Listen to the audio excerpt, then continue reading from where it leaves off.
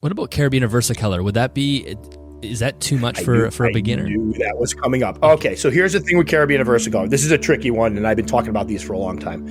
They, on the surface, they are amazing beginner species. Over the years, I have had more reports of people having their Caribena versicolors mysteriously die than any other species of spider.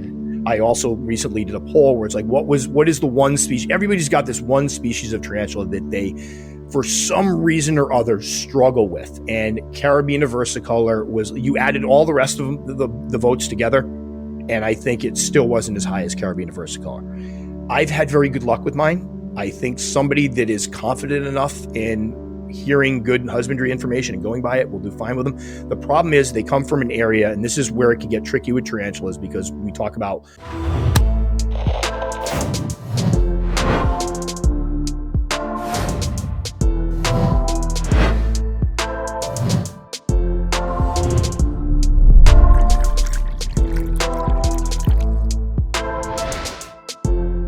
Welcome back to the Animals at Home podcast. My name is Dillon Perrin, and thank you so much for tuning in today.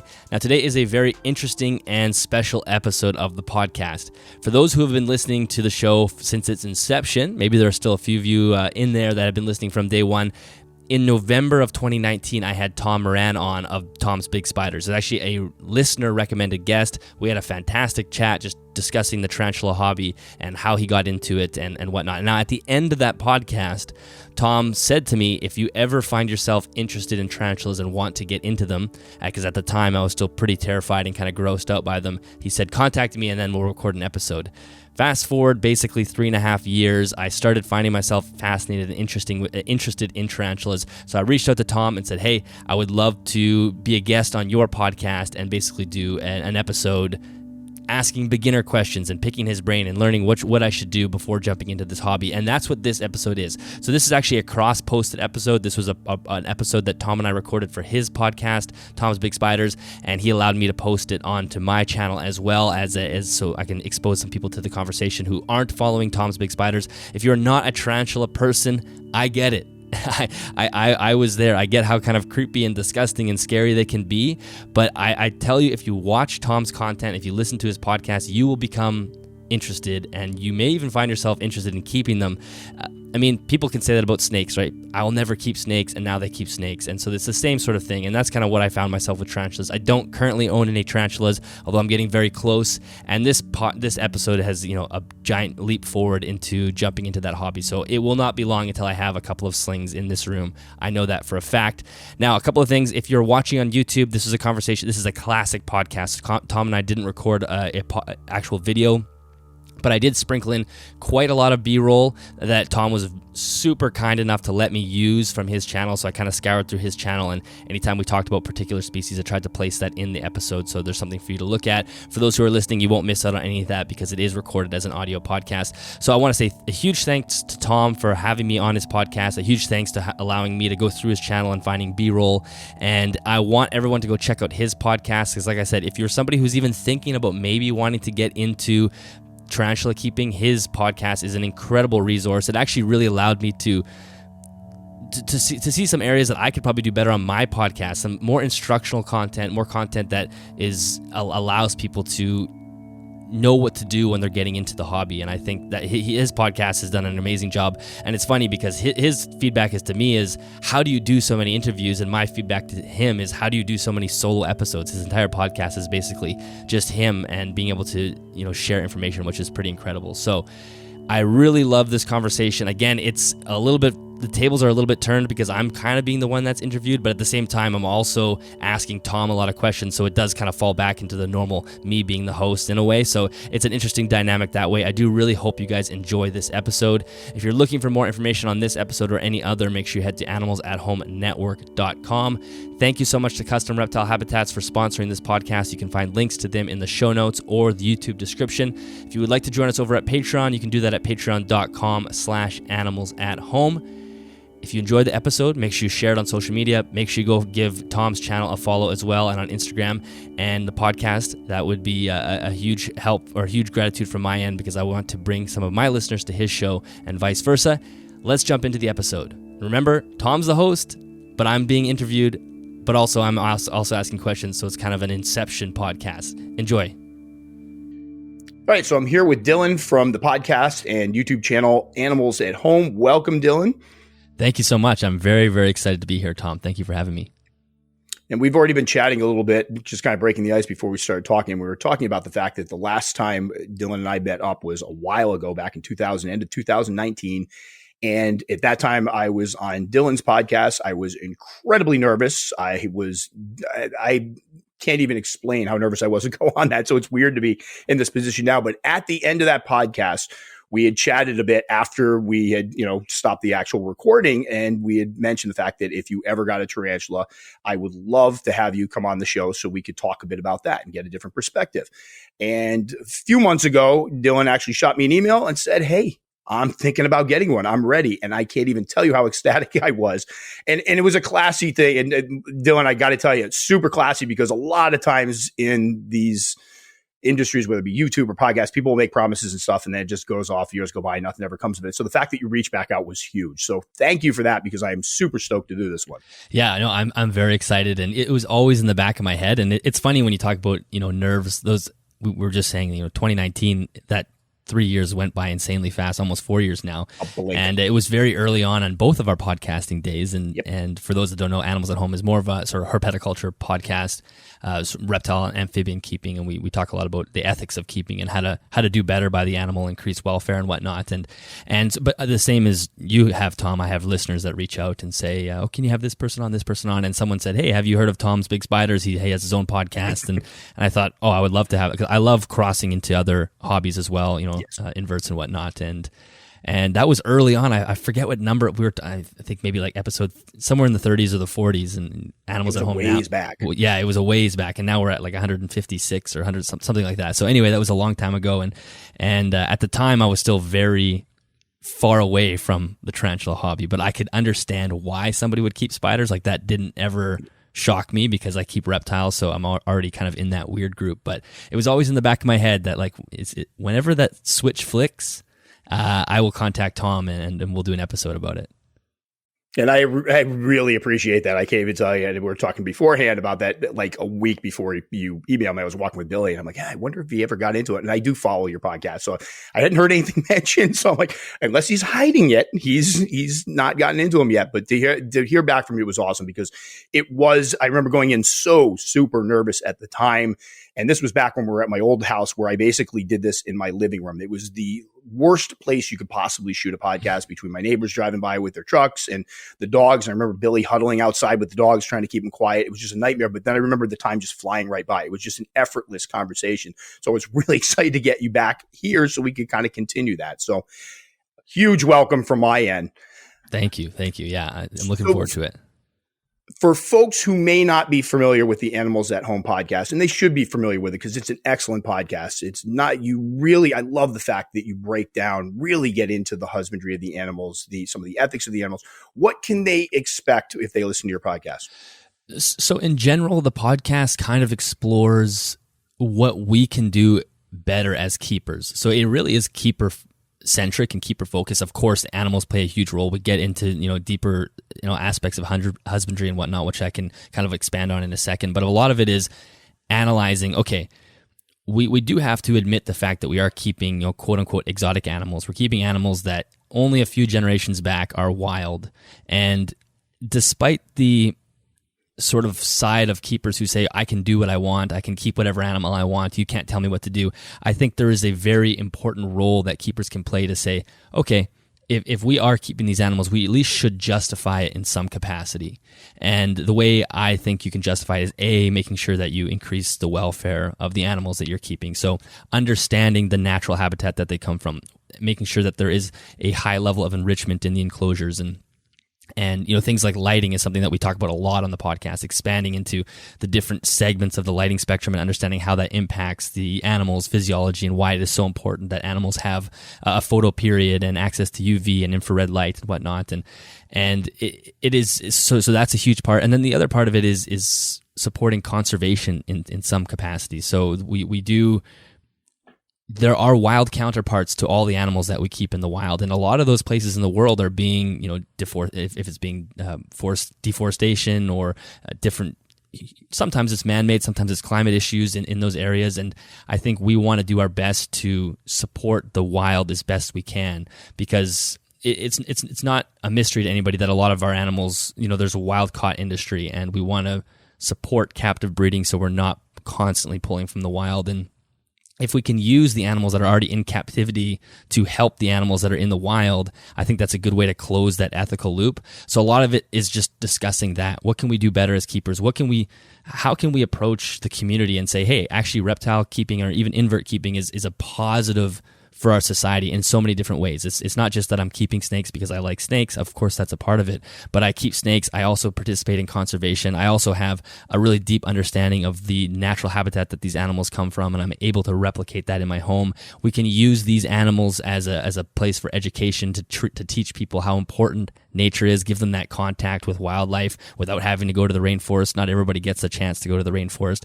So there are so many facets to reptile keeping and amphibian keeping and invert keeping that is so positive. But if we just focus on, the classic thing that I talk about all the time, that is morph breeding in reptile keeping, and it's kind of got out of hand lately. And if we just focus on interesting morphs and keeping reptiles in small racks and tubs, it doesn't give us a good foundation to stand on when we're trying to convince people that we ought to keep, these animals in our homes. I always say your neighbor's never going to understand why you keep 50 snakes in your basement. And the same thing would be for spiders. No one's going to understand why you keep 50 spiders in your basement. It's just if you're not in this hobby, you will not understand it. So we have to give them some tools and give outsiders a perspective that they go, oh, that makes a lot of sense. I totally understand that. And even though I wouldn't keep a spider or a snake myself, I can support you doing that. So that's sort of a nutshell of what the podcast explores. Beautifully encapsulated. And I think there are some serious parallels to tarantula keeping, that it's something that as I've spent more and more time doing it, more and more time talking to folks about it, and then more and more time watching the news and watch how the hobby is portrayed. The tarantula hobby is a bit behind, I think, reptiles, and that we kind of flew under the radar a lot longer than some of the other hobbies out there, exotic hobbies, whether it be reptiles, snakes, even exotic fish. But I think it's really blown up to a point where it's starting to get a lot more public interest. News agencies, or I'm seeing, we always talk about it in my Google news feed, and anytime there's some type of spider article, I get something on it. And some of them are great. Some of them are, hey, we discovered a new species. A lot of them are not. And I do feel like there is a lot that we can do as a hobby now moving ahead to be more conscious as far as the impact the hobby can have on wild populations, what we can do to help wild populations, what we can do to represent the hobby better. So I think that's one of the reasons why I always liked your podcast, is you always have that side of it in mind, where a lot of folks, sometimes it requires you to delve into things that you don't want to think about as a keeper. You want to think, hey, I'm keeping these beautiful animals that are going to be extinct soon, and possibly in certain areas. You don't want to think, hey, by me having this animal, it means they pulled a bunch of them out of the wild and we contributed to it. So exactly. I think there is kind of an ethical component to it that I found it's difficult to discuss sometimes, because it is a business, and those that are involved in the business side of it don't really want it discussed. So absolutely. Keep it up, because I love it. And I think that's why we're similarly minded in that respect, and why it's like, I'm so glad we could connect on this.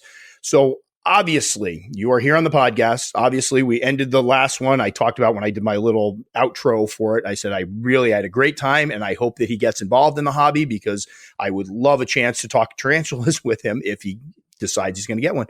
So here we are. How did we get here? Well, it's pretty interesting because, being part of the reptile world, you see tarantulas all the time. It's just like you said, there's a massive overlap. You go to expos and whatnot, there's maybe 5% of the tables are arachnids and inverts and whatnot. And I would say over the years since we last talked, my level of, I would say, disgust, which is just being honest with the spiders, has slowly decreased. I mean, I still am terrified of, like centipedes and some of the, like there's still some inverts that people keep where I'm like, okay, I think I can honestly say that will never be in my home. And I don't know if I ever said that with tarantulas. I'm not sure if I ever said I would never keep a tarantula. So it's always kind of been there. And then, even in September, I went to the Canadian Reptile Expo, which is a big expo here in Canada, in Toronto. And there was, Tarantulas Canada were there. There was a few big tarantula suppliers. And I didn't even really look at the tables, because at that time I wasn't even, it hadn't, the switch hadn't been, turned on yet. Yep. But what happened is partly, I think there's a combination of things, but one of the things that happened is within the last year or so, my wife and I moved out of the city. So we were on like the 4th floor apartment inside a city, and now we're more kind of rural in the country, and we're in a townhouse. So we're at the ground level of of the outside, which means, insects and bugs come into your home. That's just part of living outside or living on the ground floor. It didn't happen really when we lived in an apartment. So we start getting spiders in the house. And I've never been a person to kill an insect that ends up in the house or an arachnid that ends up in the house. That's just not my style. I always collect them and put them back outside, which my wife really doesn't like. She would rather me just kill them. But I'm someone that likes to respect, they didn't end up just, they accidentally wandered into the house. They don't deserve to die. So this started happening throughout, into the fall, I guess, as the temperatures dropped and spiders started coming to the house. And so I started moving them, putting them into containers and putting them outside. And I just had these like really peaceful experiences, almost doing like, rehousings in a way, like watching how you guys do it with a paintbrush. I think I grab like a pen, and give them a little tap on the bum and go into the cup and then bring them outside. And you realize like how relaxed that experience can be. And it was, I don't even really know how to describe it other than it was just a peaceful experience. And then it gave me more of a respect for the animal themselves and just, enjoyed looking at them.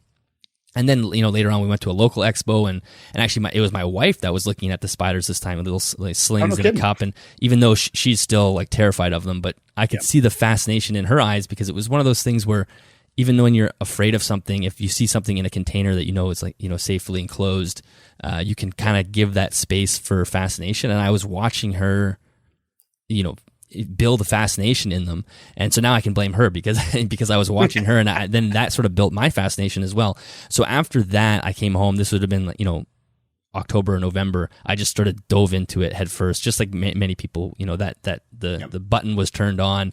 And so I just started devouring everything, watching a lot of your content, listening to your podcast, and there's, a bunch of other creators watching those types of videos as well. And then that's why I emailed you. I'm like, you know what? We're getting close, I think.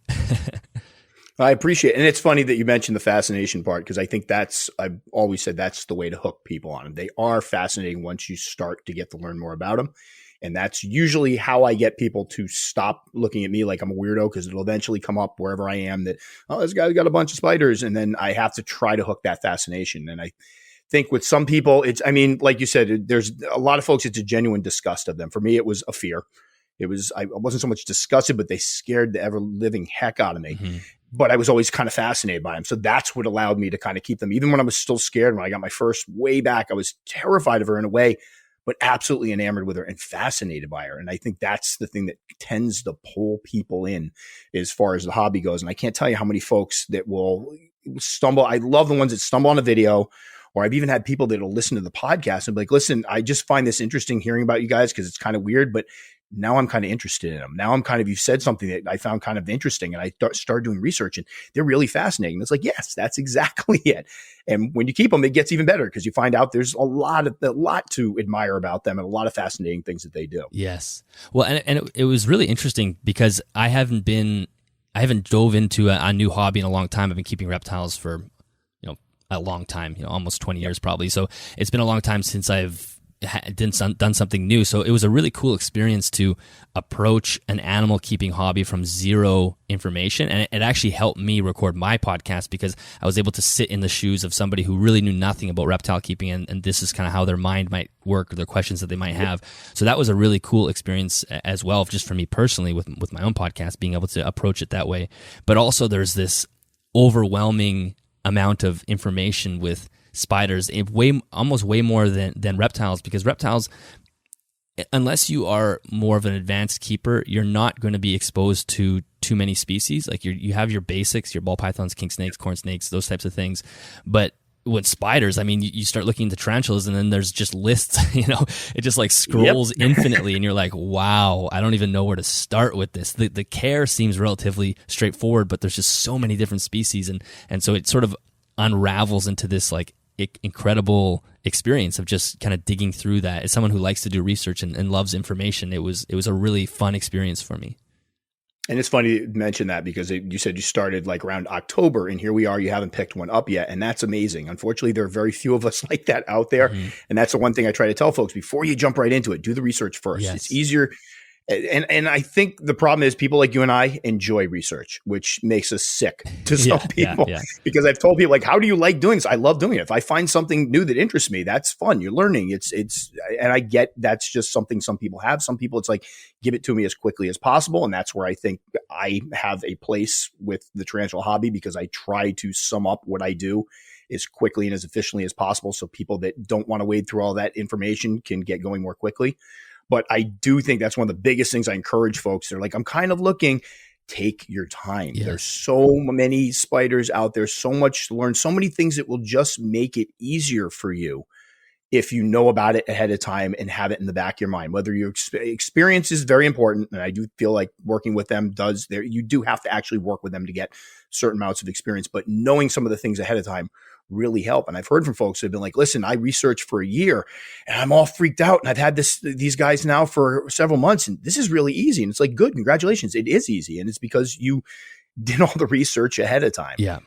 Well, and one thing that happens too, and this is easily overlaps both hobbies, is when, especially, I mean, I think both hobbies have a good percentage of people that have, sort of the ADD, ADHD sort of spectrum. If you initially, run off that initial excitement of going out and getting an animal, you will end up over your head really quickly because there's an excitement of buying something new, and you can get into that constant cycle of needing to buy something new and needing to buy something new and needing to buy something new, and that's what you're feeding your excitement off of.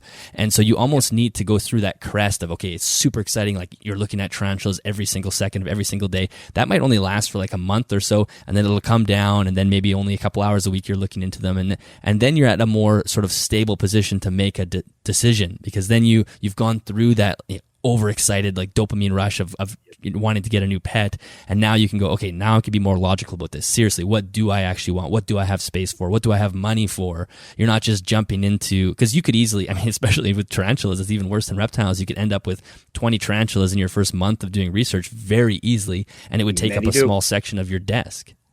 Yeah, and I think you nailed it perfectly as far as that. That's it. All of a sudden, yep, here we go. We're buying them up. This feels great. And then unfortunately, we get some folks that if they buy them up and don't do the research, they get tired of it quickly. And you get the folks, it's a year in, they got 50 of them and they're trying to sell them off because they've gotten bored of the hobby, which is kind of a shame. Yes. Yeah. So it's better to start slow, start with one or two. Definitely. And kind of go from there. And really try to hold to, I mean, it's one of the things I've done whole podcasts on this, the fact that it is super addictive. It tends to attract folks with a more addictive, we talk about the collector gene, yes. Folks that like to collect things. And I, shared my experiences even as a child, loved collecting things, whether it be stickers, cards, comic books, action figures. I still collect things other than Transformers. So I think other than spiders, I got a huge Transformer collection. I'm a geek. And this appeals somewhat to that because there's a lot to learn about them. And then there's so many of them out there that you can get. Yes. Yeah. So yeah, it can be sinister if you're not paying attention to that. So it's super important. And I always mention, like to put the caveat in, I don't have any issues with somebody having a large collection. There are many people, reptiles or tarantula. I know people who have 150 snakes, and every single one is cared for really appropriately, and they're incredible. But most people aren't capable of that, and most people end up in a position where, like you said, after a couple of years, it's too much, and they gotta dump it. So you have to be very slow and know that there's different parts of your, like that collector gene is going to be coming on full tilt, and you got to wait for it to calm down and simmer before you jump into it. And when you do jump into it and you start, subscribing to different dealers and they send out their newsletters and they have their deals, it makes it so difficult. There's times where I just won't even open emails if I see one from a dealer because it's like I'm at a point right now where I'm at where I need to be at. I've got the ones I can, the total number I've got right now, I can care for properly the way I'd like to. And I know that. So I can't afford to be looking at new spiders right now. But it's tough sometimes because they're out there. You're going to keep getting those emails, 35% off if you spend $300. Like, oh, that's awesome. I can get like 10 of them. And Next thing you know it, you've got a collection that is no longer fun. It's a chore. And I have heard from folks that unfortunately they're like, you know what? I don't know what to do. I realized the other day that I'd have a bad day at work and I'd go up to my tarantula room and I'd work with my spiders. And it was like, it helped me relieve stress. I felt comfortable. I felt calm. And now I'm dreading it because there's too many. It's taking up too much of my free time. And that's where it becomes a problem. Well, and even in the tarantula world, this is something that does not happen on the reptile side is freebies. Like when I first was exposed to freebies, I didn't even understand the concept. I'm like, I don't get, what does that mean, freebies? I'm like, oh, they're going to send you a free spider with this order. Like, oh my God, that's how collections can probably get out of control. And it's like, you buy 3, you get a free one. Why not get 3? And so you can have 4. It can be tricky. And I know for a fact people like to get freebies. Will order 3 in one order, get the freebie, try to order more on another order to get another freebie. It's funny you mentioned that too, because I kept snakes and you never got freebies like you said. And I remember the first time I went to order, they're like, oh, you can get a freebie. I'm like, no, thank you. Yeah. Like, really? You can have anything? I'm like, no, I've just researched this thing to death. I have no idea what that freebie is. You can keep it. So Exactly. that is one, and that can get people in trouble too, because they'll often send people freebies that they don't feel like they're ready for. And then you get a whole nother level of stress. And I get the panicked emails. Hey, Tom, I just got my second spider and the freebie was a P. murinus or OBT. What do I do? Yeah. Then you end up trying to talk them down. Like, you can do this. You can do this. So obviously you've done some research. It's been several months. You're starting to get an idea of what's out there, what's available, what, appearance wise, behavior wise, what characteristics are you looking for in your first tarantula? Well, I think the first question I would have for you is because I'm still uneasy with them. For me, and this is what I do with my snakes as well. I have boas, and at the time I was not comfortable with a large snake. So I have bought a neonate, a little, 50-gram snake, and it's been able to grow with me. And now I'm comfortable handling these large snakes. So with spiders, I feel like I need to start with a sling because I need to start with something small. I don't think I can start with a full-grown adult. That's just too much. But is that too difficult? Like, is that not recommended because of how sensitive slings can be, or what's your perspective there? It's all, and I always says it's what you feel comfortable with. Having a background in exotics, I did a podcast ways back because people were like, keeping snakes has nothing to do with keeping tarantulas. You gain nothing from it. Keeping reptiles has nothing to do with keeping tarantulas, so you'll gain nothing from it. I totally disagree. There is something about there are huge differences between exotic pets and your furry mammals, your cats, your dogs, your hamsters, your ferrets, a lot of different things that I do think prepare you for keeping tarantulas. I found that I was able to slide into the hobby very, very quickly and feel comfortable, even with an animal that I wasn't completely comfortable with because of some of my past experience. And some can work against you, and we can talk about that a little later. But slings, the big thing with slings is they're tiny. Depending on when you start with, say, a beginner species sling, those are usually the ones that take forever to grow. So I would say that's the biggest issue I find with slings is when you have something, if you pick up some of the other, the large tropical species, the Theraphosa or the Goliath bird eater, for example, that sling starts off at 1.5 inches right off the bat. With proper care, within a year, you're talking about a 5 or 6 inch spider. So it's out of that fragile sling stage very quickly. And that makes people feel a little more confident when they see the thing putting on size quickly.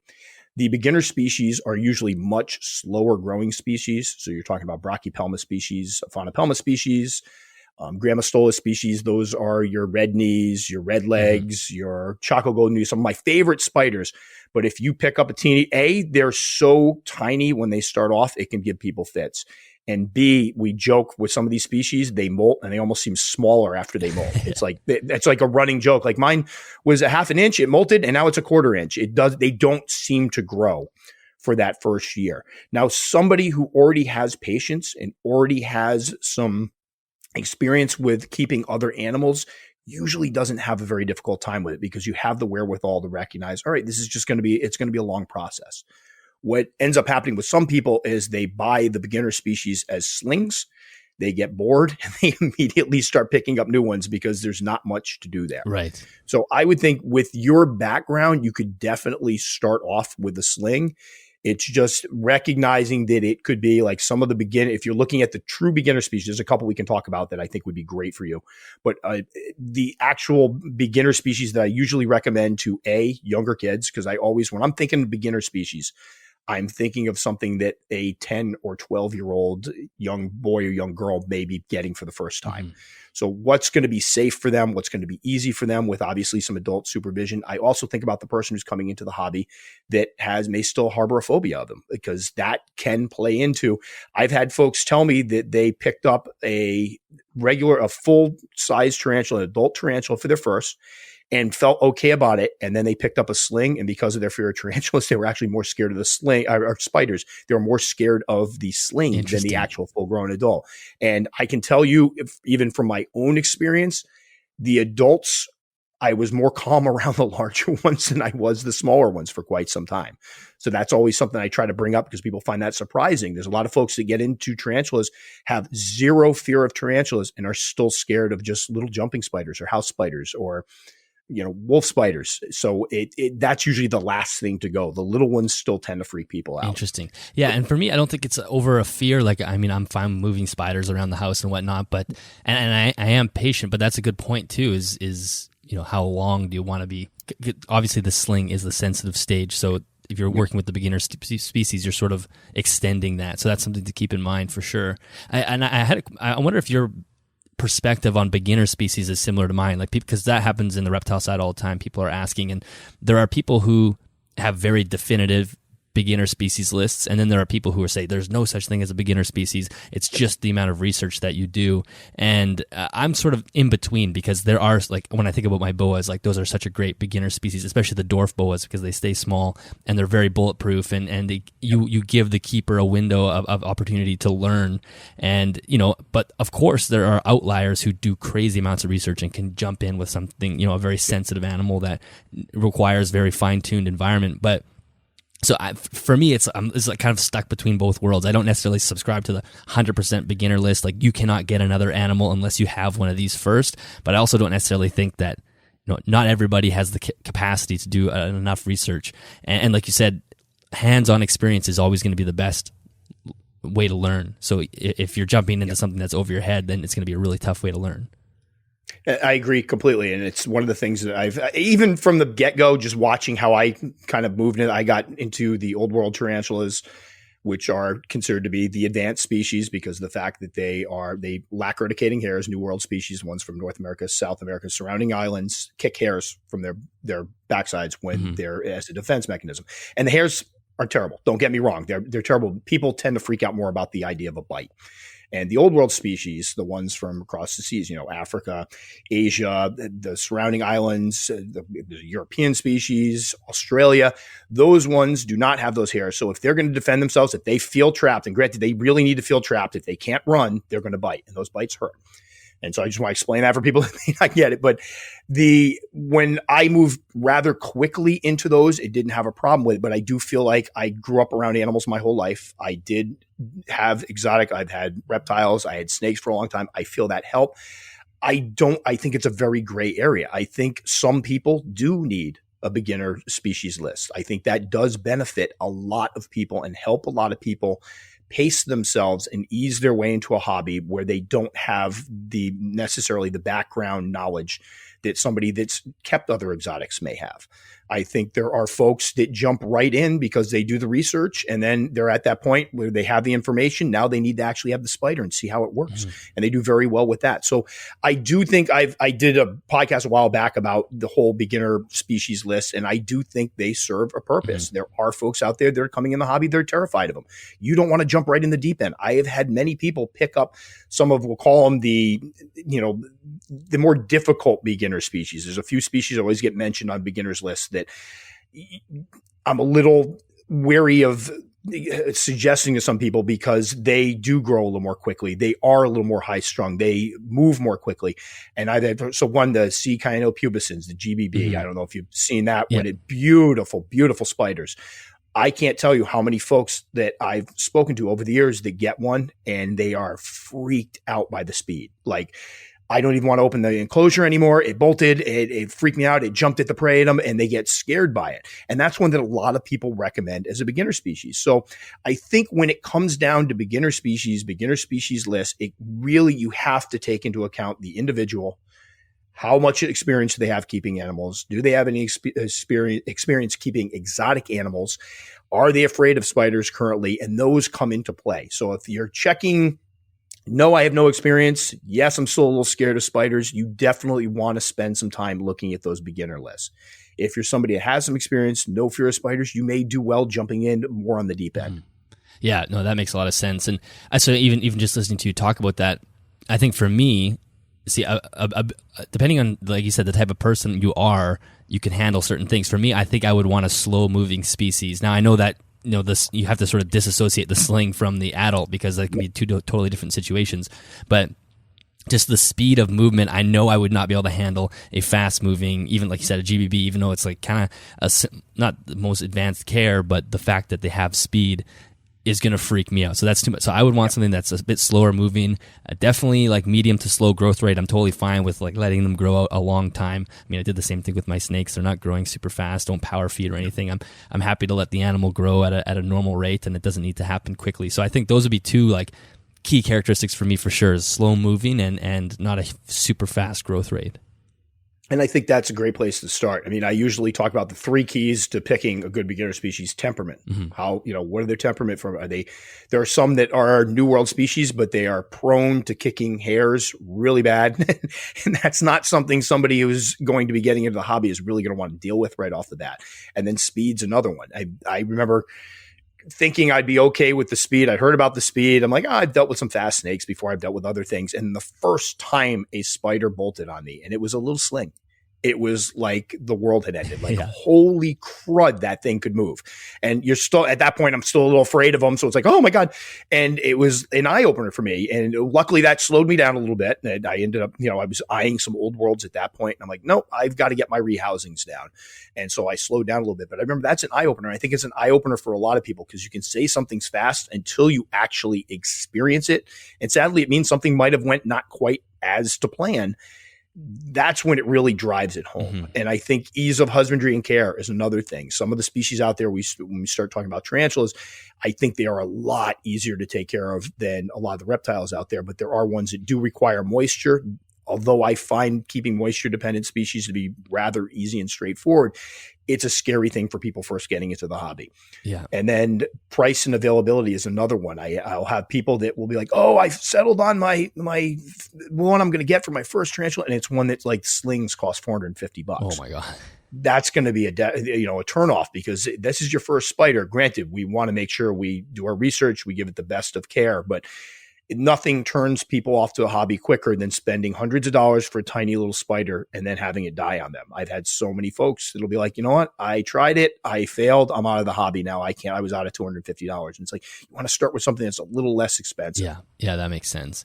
Well, and it's funny listening to you talk about the speed, as an aspect of beginner species. And that's something I've experienced with my snakes is I started with boas and they're very slow. They're not very visual. They kind of, a lot of heat sensing as far as they're concerned. They're not going to jump out at you.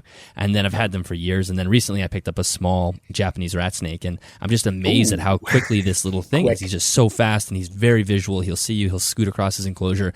And I kept thinking if I had started with this would not have been a good start because I would have been jumpy around him. And now I don't care because I'm so used to snakes. But if it was my first one, it would have been kind of a more of a scary experience, especially if you're coming in it with like a bit of apprehension. And then the other thing that you said that I thought maybe I could ask you about is the urticating hairs, because when as an outsider who's never experienced it, it always seems, or at least from my perspective, I'm like, oh, it can't really be that bad. But then when I hear people like you, people like my friend Dillon, reptiliatus, I'm sure some of the listeners will be familiar with him, and a few others are just like, you do not want them kicking hairs at you. It's terrible. And so there's always this emphasis placed on how bad that is. So can you talk a little bit about what that's like? Yeah, absolutely. And it's funny because I'm one that for years have tried to explain to people that don't poo-poo the hairs. It's like everybody is so worried about envenomation. And that's not even the most likely thing to happen. If you're keeping New World species, there's a chance you're going to get hair. Now, the hairs, depending on the problem with hairs is everybody is sensitive to different species.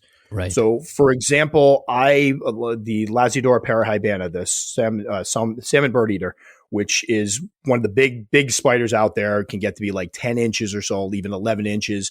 A lot of people get them because they're fairly beginner friendly to folks who want larger spiders. I got haired by one of those once. It was pretty awful. I had blisters all over my fingers. I had gotten some in my eye. My eye looked like it was just bleeding. Oh my God. It was nasty. And again, not the most horrific thing that's ever happened to me, but it was a wake up call that, I really don't want this to happen again. I've spoken to other folks that have been haired by them. They're like, it was no problem whatsoever. It was a slight itch. So that's where it gets tricky, is that you may find a species that absolutely tears you apart. I may have just slight itching like fiberglass does. If anybody's ever been in an attic where there's fiberglass insulation, I used to actually work on fiberglass boats. So I would come home with this stuff on me, and it's that burning, itching feeling. It's not very pleasant. Some of the beginner species, a lot of the beginner species, that's what you're going to feel. You're going to feel a little itching between your fingers, a little itching between your hand or on the backs of your hands or so, wherever the exposed skin is. It usually dissipates within a day or so. It's slightly unpleasant, but not anything you're going to go, oh my gosh, I'm never going to do that again. But then every once in a while you get hit with something that it's like, woo, this is not fun at all. I have a genus of tarantulas, Xenestus species, that it's not terrible, but every time I go to feed or care for them, the back of my neck itches, the backs of my hands itch, usually for about 24 hours. And the problem with the urticating hairs is that after a while, you don't get more used to them. You supposedly become more sensitive. I was going to ask if there's an increased sensitivity. We see that a lot with snake venom. Yep. It's one of those things. I've spoken to keepers. I remember years ago, and it was a big wake up call because I wasn't really worried too much about the hairs. I'd gotten like some on. Usually the only time I get any on me is when I'm cleaning up enclosures. They will sometimes cast off hairs when they molt. They'll sometimes just cast them off when you put them in a new enclosure. It's one of the things they do. So if you reach in and grab something out of the enclosure, you get some hairs on you. It wasn't bad. But then I talked to a keeper who'd been in the hobby for a lot longer than I had, and he couldn't even keep New World species anymore. He said he would walk into the room and itch. There was that level of sensitivity. And I think I don't want to overstate it, because I think it's just something you want to keep in the back of your mind. Now, I've been doing this years. I'm in a room where there's hairs, there's molds, there's everything else. Knock on wood, it is not an issue for me right now. Every once in a while, I'll get caught with something. The other day, I was pulling out a molt for a Theraphosa species, the Goliath bird eater. And when they molt, when they get bigger, they kick off all the hairs on their abdomens to protect themselves when they molt, because in the wild, they'd be exposed. So if an animal came over sniffing, what's this? It's going to get this nose full of those hairs, which would be horrific. And when I went to take the molt out, I had gloves on, I had long sleeves on, I covered my face just in case. I took it out, immediately put it in water, thought I was good. And I was sitting downstairs watching a movie. About an hour later, I'm like, it was just everywhere. You could feel it. It wasn't terrible, but it was there. So I have allergies and I itch constantly anyway. I have like really bad environmental allergies. So I'm kind of used to itching, but so I don't think it's as bad for me, maybe, as somebody who's not used to itching all the time. It could be kind of an annoyance. But for folks who keep a handful of them or aren't getting into these big collections, don't have a room full of them, there's basic precautions you can take to avoid getting haired at all, and therefore extending how long you can be in the hobby without worrying about it. Just putting on gloves and long sleeves when you're working with them. Very simple solution to it. You shouldn't be getting them in your face unless they're really, if you have a fan in the room, that's something that could be a problem. I used to do rehousings on my table, my dinner table, and we had a ceiling fan above it. And every once in a while, I'd forget to turn the ceiling fan off ahead of time, and that can kind of whip them up. And next thing you know, you'd be feeling itchy in the back of your neck and whatnot. But I think for most folks, it's not a real concern. Protect yourself with gloves and long sleeves if you're sensitive to that type of stuff. And, obviously when you're doing any cleaning, same thing, and you should be in good shape. Okay. No, that's good to know. And so I think, getting back to the characteristics, slow moving, sort of medium to slow growth rate. I'm not looking for anything huge. Like I'm not looking for a bird eater or anything that's going to get super massive, especially not for the first tarantula I get.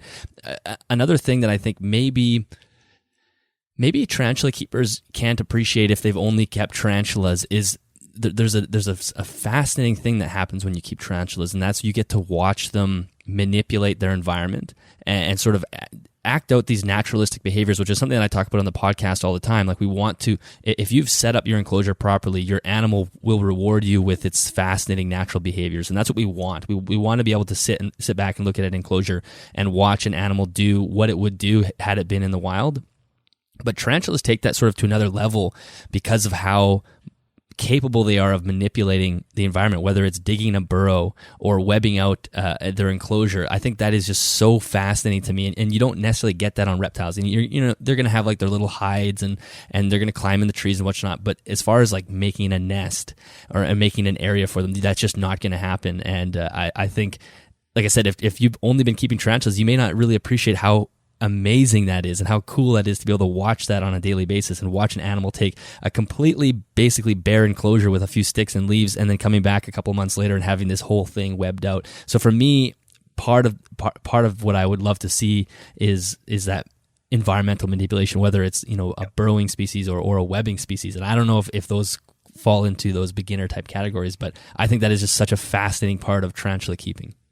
Oh, I agree completely. And I think that's one of the things when you set up tarantulas, when you start to recognize, and I've made changes over the years in how I keep many different species because I start to see different things like, wait a minute, if I had given this one more substrate, would it have continued to burrow? Like a lot of times we talk about terrestrial species, and true, in the wild, a lot of them are opportunistic where they'll find a place under roots, they'll find a place under a rock, they'll dig it out a little bit and they'll have a little burrow there.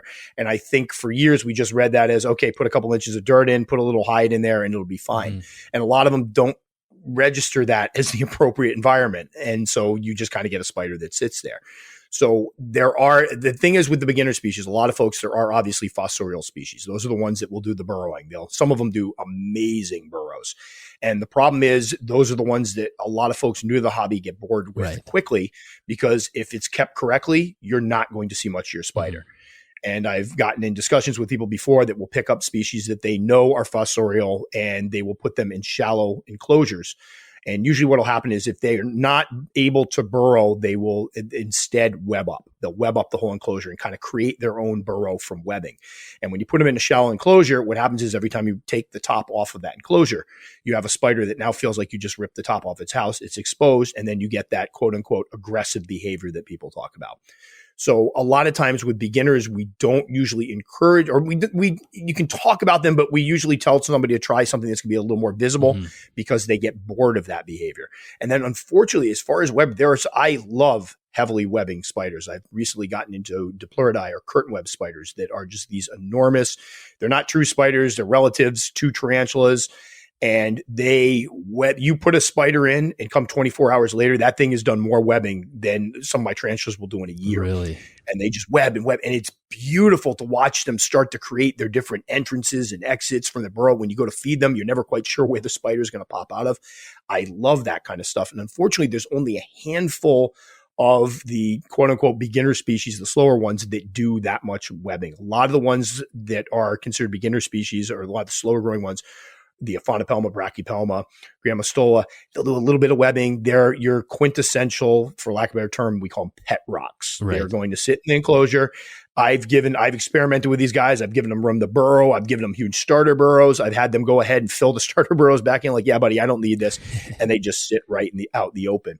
As far as, one that I would think of, we talked about it earlier, as far as, heavily webbing a spider that's really going to take control of its environment if you set it up right, do some neat stuff. The C. pubescens is one that is on the more difficult end of the beginner list because it is their medium growth rate, which is good because a lot of folks, I think, grow with them. And it's always nice when you get a spider that a slow growing spider, you don't learn all that much about. It takes them so long to reach that size where they might be a handful that most people have already picked up a bunch of other spiders besides that, and you don't really gain anything from the experience. With the medium ones, you can kind of grow with them. They're going to grow at a decent clip, and you're going to kind of get to grow with them. You're going to do some rehousings with them. They are a little faster than some of the other species on there, but they web beautifully. I've had two old ladies that recently passed from old age that were some of the first I got, and to watch what they did there in enclosures, it's amazing. So it's tough because I have a lot of times, and again, you have to know what you're feel comfortable with.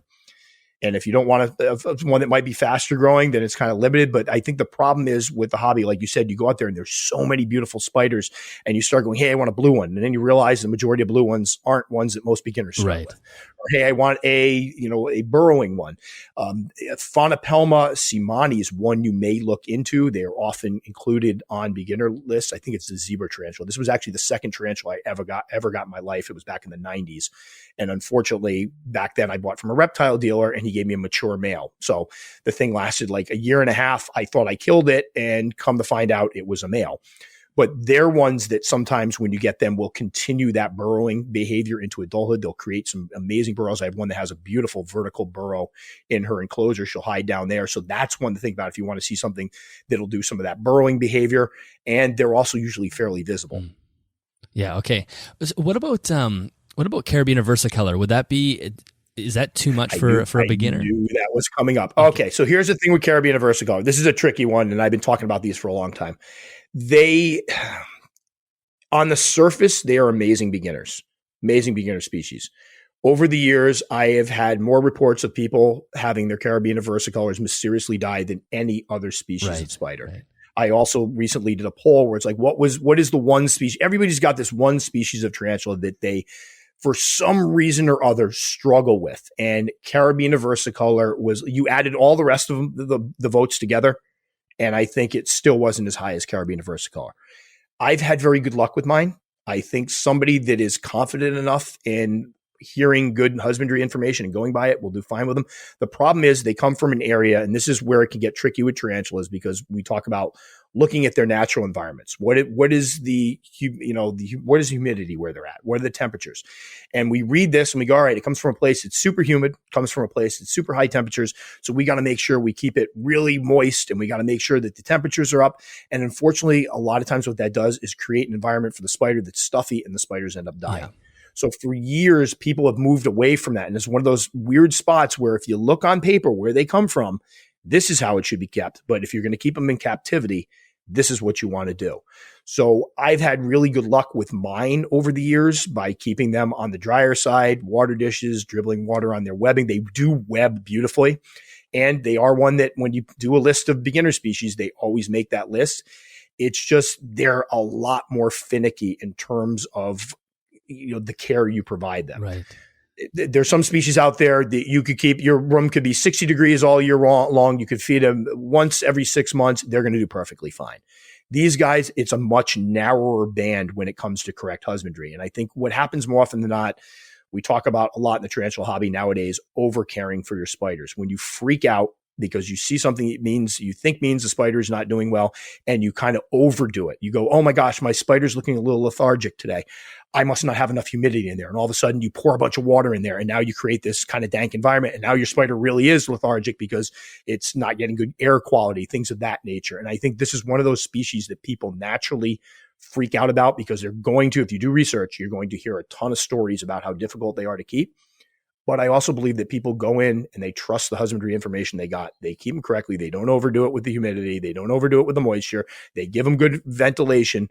You can do just fine with them. Yeah. Well, that's something that we see on the reptile side too, where people, to achieve a high level of humidity, they sacrifice ventilation, which is something that I always say don't do, because if you're sealing off the environment, that's not really a good way of achieving high humidity. Obviously, you're creating, like you said, a dank environment. You're creating a breeding ground for bacteria. So if you are needing humidity, you need to achieve a humid air while simultaneously providing the same amount of ventilation that you would on more more arid species. It's got to be the same amount of airflow. Exactly. And what we found with some of them is the humidity, like a water dish, an open water dish, is enough to just raise the inside of that enough. You still got your cross ventilation. That's very, very important. You still got the airflow, and they do just fine. And that's one of the reasons why I always kind of cringe every time, because we always talk about tarantula care sheets. People will come out and they'll read where the tarantula comes from. They'll go, this tarantula needs to be kept at 85 degrees. It needs to be kept at 85% humidity. Anybody that's trying to maintain those levels in their collection is probably going to end up with dead spiders, because it's very difficult to do. And we don't take into account the fact that in some places like Caribena versicolor, there's breezes. People that have been where they are, there's breezes circulating that air at all times. So you should have probably a fan in your room moving air around. They don't talk about the fact that some of the species that live in areas where it gets to be 90 degrees, like I had somebody tell me, I got this thing up to 90 degrees, but it doesn't look good. Yeah. That's because the animal burrows into a burrow that is probably about 66, 67 degrees at all times. It avoids that. They don't temperature regulate like a reptile will, where they go out and have to, heat their body temperatures up to digest. They basically go into burrows to either avoid extreme heat or avoid extreme cold. It's a lot different. So I think that's where we start struggling when we run into, when we start looking up what their care is online, or we start looking where they're coming from. We don't look at the big picture. Yes. Yeah. People take the temperature readings from the local airport where it's just asphalt everywhere. And they're like, oh, it's got to make it, exactly. Put the heat lamp on it and roast it. Yeah. It's so similar to reptile keeping. And so as far compared to the GBB, as far as speed goes, is the C versicolor as fast, or would you say it's a little bit slower? It's a little bit, I would say the slings they can boogie. And the one thing that needs to be out there is any sling can be fast. I think this is sometimes where a lot of times when we talk about an animal's temperament, we talk about an adult animal. A lot of the ones that people will talk about being very tractable are ones that, yes, they are a little more open to being handled when they're older. They tend to be a little more laid back, a little calmer, less fast. But a sling is going to be fast regardless of the species. So that's always got to be in the back of your mind. Slings can boogie. I've had little teeny slings of Brachypelma, the Mexican red knee, that will really fly on you. It's not, they've got spider speed. They don't go very far usually, and then they stop.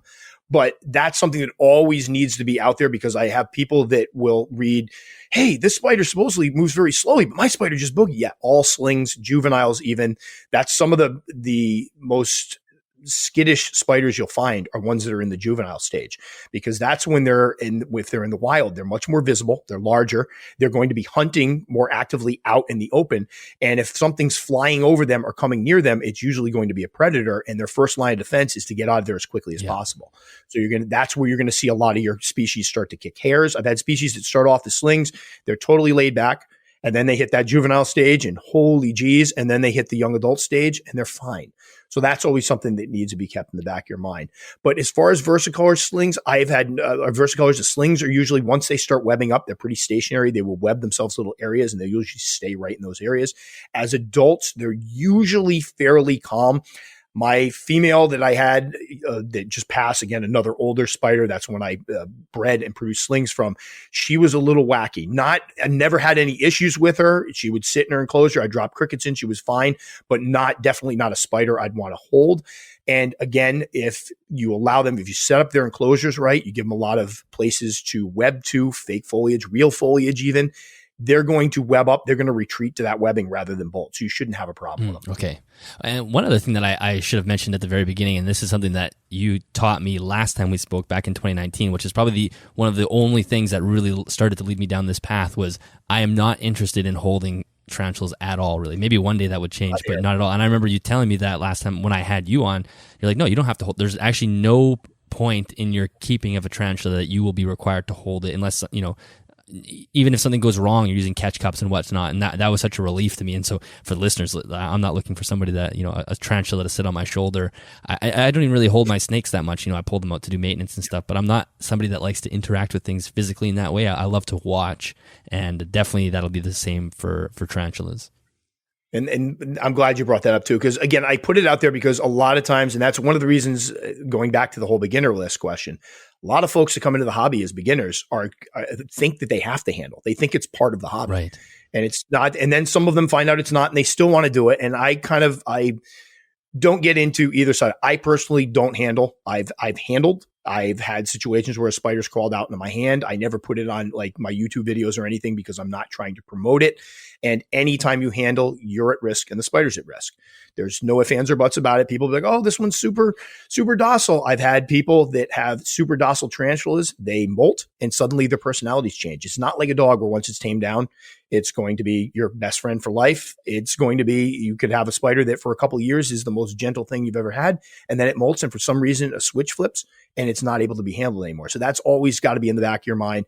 Again, I get why people do it. I don't chastise people that do it. If people ask me, how do you handle? I say there's people out there that will show you the correct way to do it. It's not something I do, but I do have to, with working with so many beginners, keep that in the back of my mind that's an actual thing that people expect to do. A lot of them come into it wanting to do it. We've talked about people that, for me, the first one I ever handled was huge because that was, for me, that was the spot where I was no longer scared of spiders. I could recognize it was amazing. And it was like an experience that I wouldn't take back for the world, but as much as it was done safely, God forbid that spider had bit me or something, who knows what would happen. So that's always got to be in the back of your mind. Yeah, exactly. So I have 3 other species that maybe I'll mention that were also kind of in my running, and you can let me know what you think. So the first, I mean, we've already kind of mentioned Brachypelma, but I do love Brachypelma smithi. I think that's such a cool looking spider and hobby staple. Yeah, yep. And it's funny because it is sort of a hobby stable, and when if you Google tarantula, that's probably the species that's going to come up. And I think sometimes it's kind of like the corn snake in the reptile world. You realize they become so mundane because you see them all the time. You actually forget how beautiful it is to have a red rat snake. Like, that is amazing, and you sort of kind of become overexposed to it and then not see the beauty in it. So when I look at a Brachypelma smithi, I'm like, wow, that's an amazing animal. Obviously, you were dealing with slow growth rate there. And another one that I was going to ask you about too is A. geniculata. I know that's a larger species, but that's a pretty interesting one. And then the third one was, I think it's Nhandu. Is it chromatus? Chromatus. Yep. Yeah, maybe I'll just let you run on those. I'm taking notes now because I know I'm going to forget. But what's funny, but let's start with A. geniculata. Hearing you talk at the beginning, I had actually taken a note, A. geniculata ? That would be one of the spiders that I would recommend to somebody who has some, has worked with exotics before, doesn't have a fear of spiders, wants a beautiful spider that isn't going to get overly huge. I don't know what you read about them. A lot of folks say they get super, super big. 6 inches, 7 inches around that area, which is a big spider, don't get me wrong, but not much bigger than some of the other beginner species they have out there. Awesome eaters, great growth rate, but if you choose a less aggressive feeding schedule, like if you're feeding yours every 2 weeks, you can easily get slower growth and kind of grow with the spider, and just bulletproof as far as husbandry is concerned. They're very, very easy to care for. And it's funny story. The first time I did a beginner species list on YouTube, I left, and I did one for my website, I left the species off because I had kept them. I had talked to people. They were kind of spooked by the fact that they get big. They can get big quickly, especially what'll happen is a lot of people that just start keeping tarantulas, they feed very aggressively. Yeah. So you're going to get a spider that grows very, very quickly because they're feeding it every 2 or 3 days because they just enjoy it. Part of the fun of tarantulas is watching them eat and hunt. So I kept it off because they can be a little bit, folks would talk about them being aggressive, defensive. I think the thing is they just have amazing feeding responses. I have a big female that will just sit there looking beautiful. I open the enclosure. She may move a couple steps, but then she just kind of sits there. And then you drop a prey at them in, and holy geez. So I would definitely say that's a great one to start with for somebody who is, wants one that isn't going to grow too quickly, who has some experience, who doesn't have a fear of them, who can respect the fact that a animal with a good feeding response isn't necessarily a defensive or an aggressive animal. And a beautiful species too. Gorgeous. Absolutely. And it's funny because I had one years ago. We actually talked about one of the species I brought up on when you interviewed me was I believe it was a Brachypelma, Acanthoscurria Brachypelma, which was sold in the hobby for a while, and I had one. And it turned out the Brachypelma was just a different color variation of the A. geniculata. We were selling something in the hobby that wasn't the right species. So it ended up, I just had an A. geniculata, and I love that spider. It grew decently fast. It was a male, and even as a male, males can be obviously male spiders, their main job after maturing is to find a lady. So they can be very jumpy. They're the ones that are out traveling, trying to find the females. So they're predated on much more. They can be, very restless. This guy was just a dream. I sent him off to pair. Unfortunately, I don't think it worked, but he lived a very long life. Awesome spider. I have a female now that I got at a pet expo, I think in the summer, who is molted 2 times my care. She's probably about 5.5, 6 inches now. Gorgeous, gorgeous spider. One of those ones too, that if you want to experiment with an enclosure that has live plants in it, or really put something together really nice, they seem to be open to that. And then I have a sling that I got about a year ago that just molted. I'm looking at her now, and she's got to get a rehousing. She's about 3 inches or so.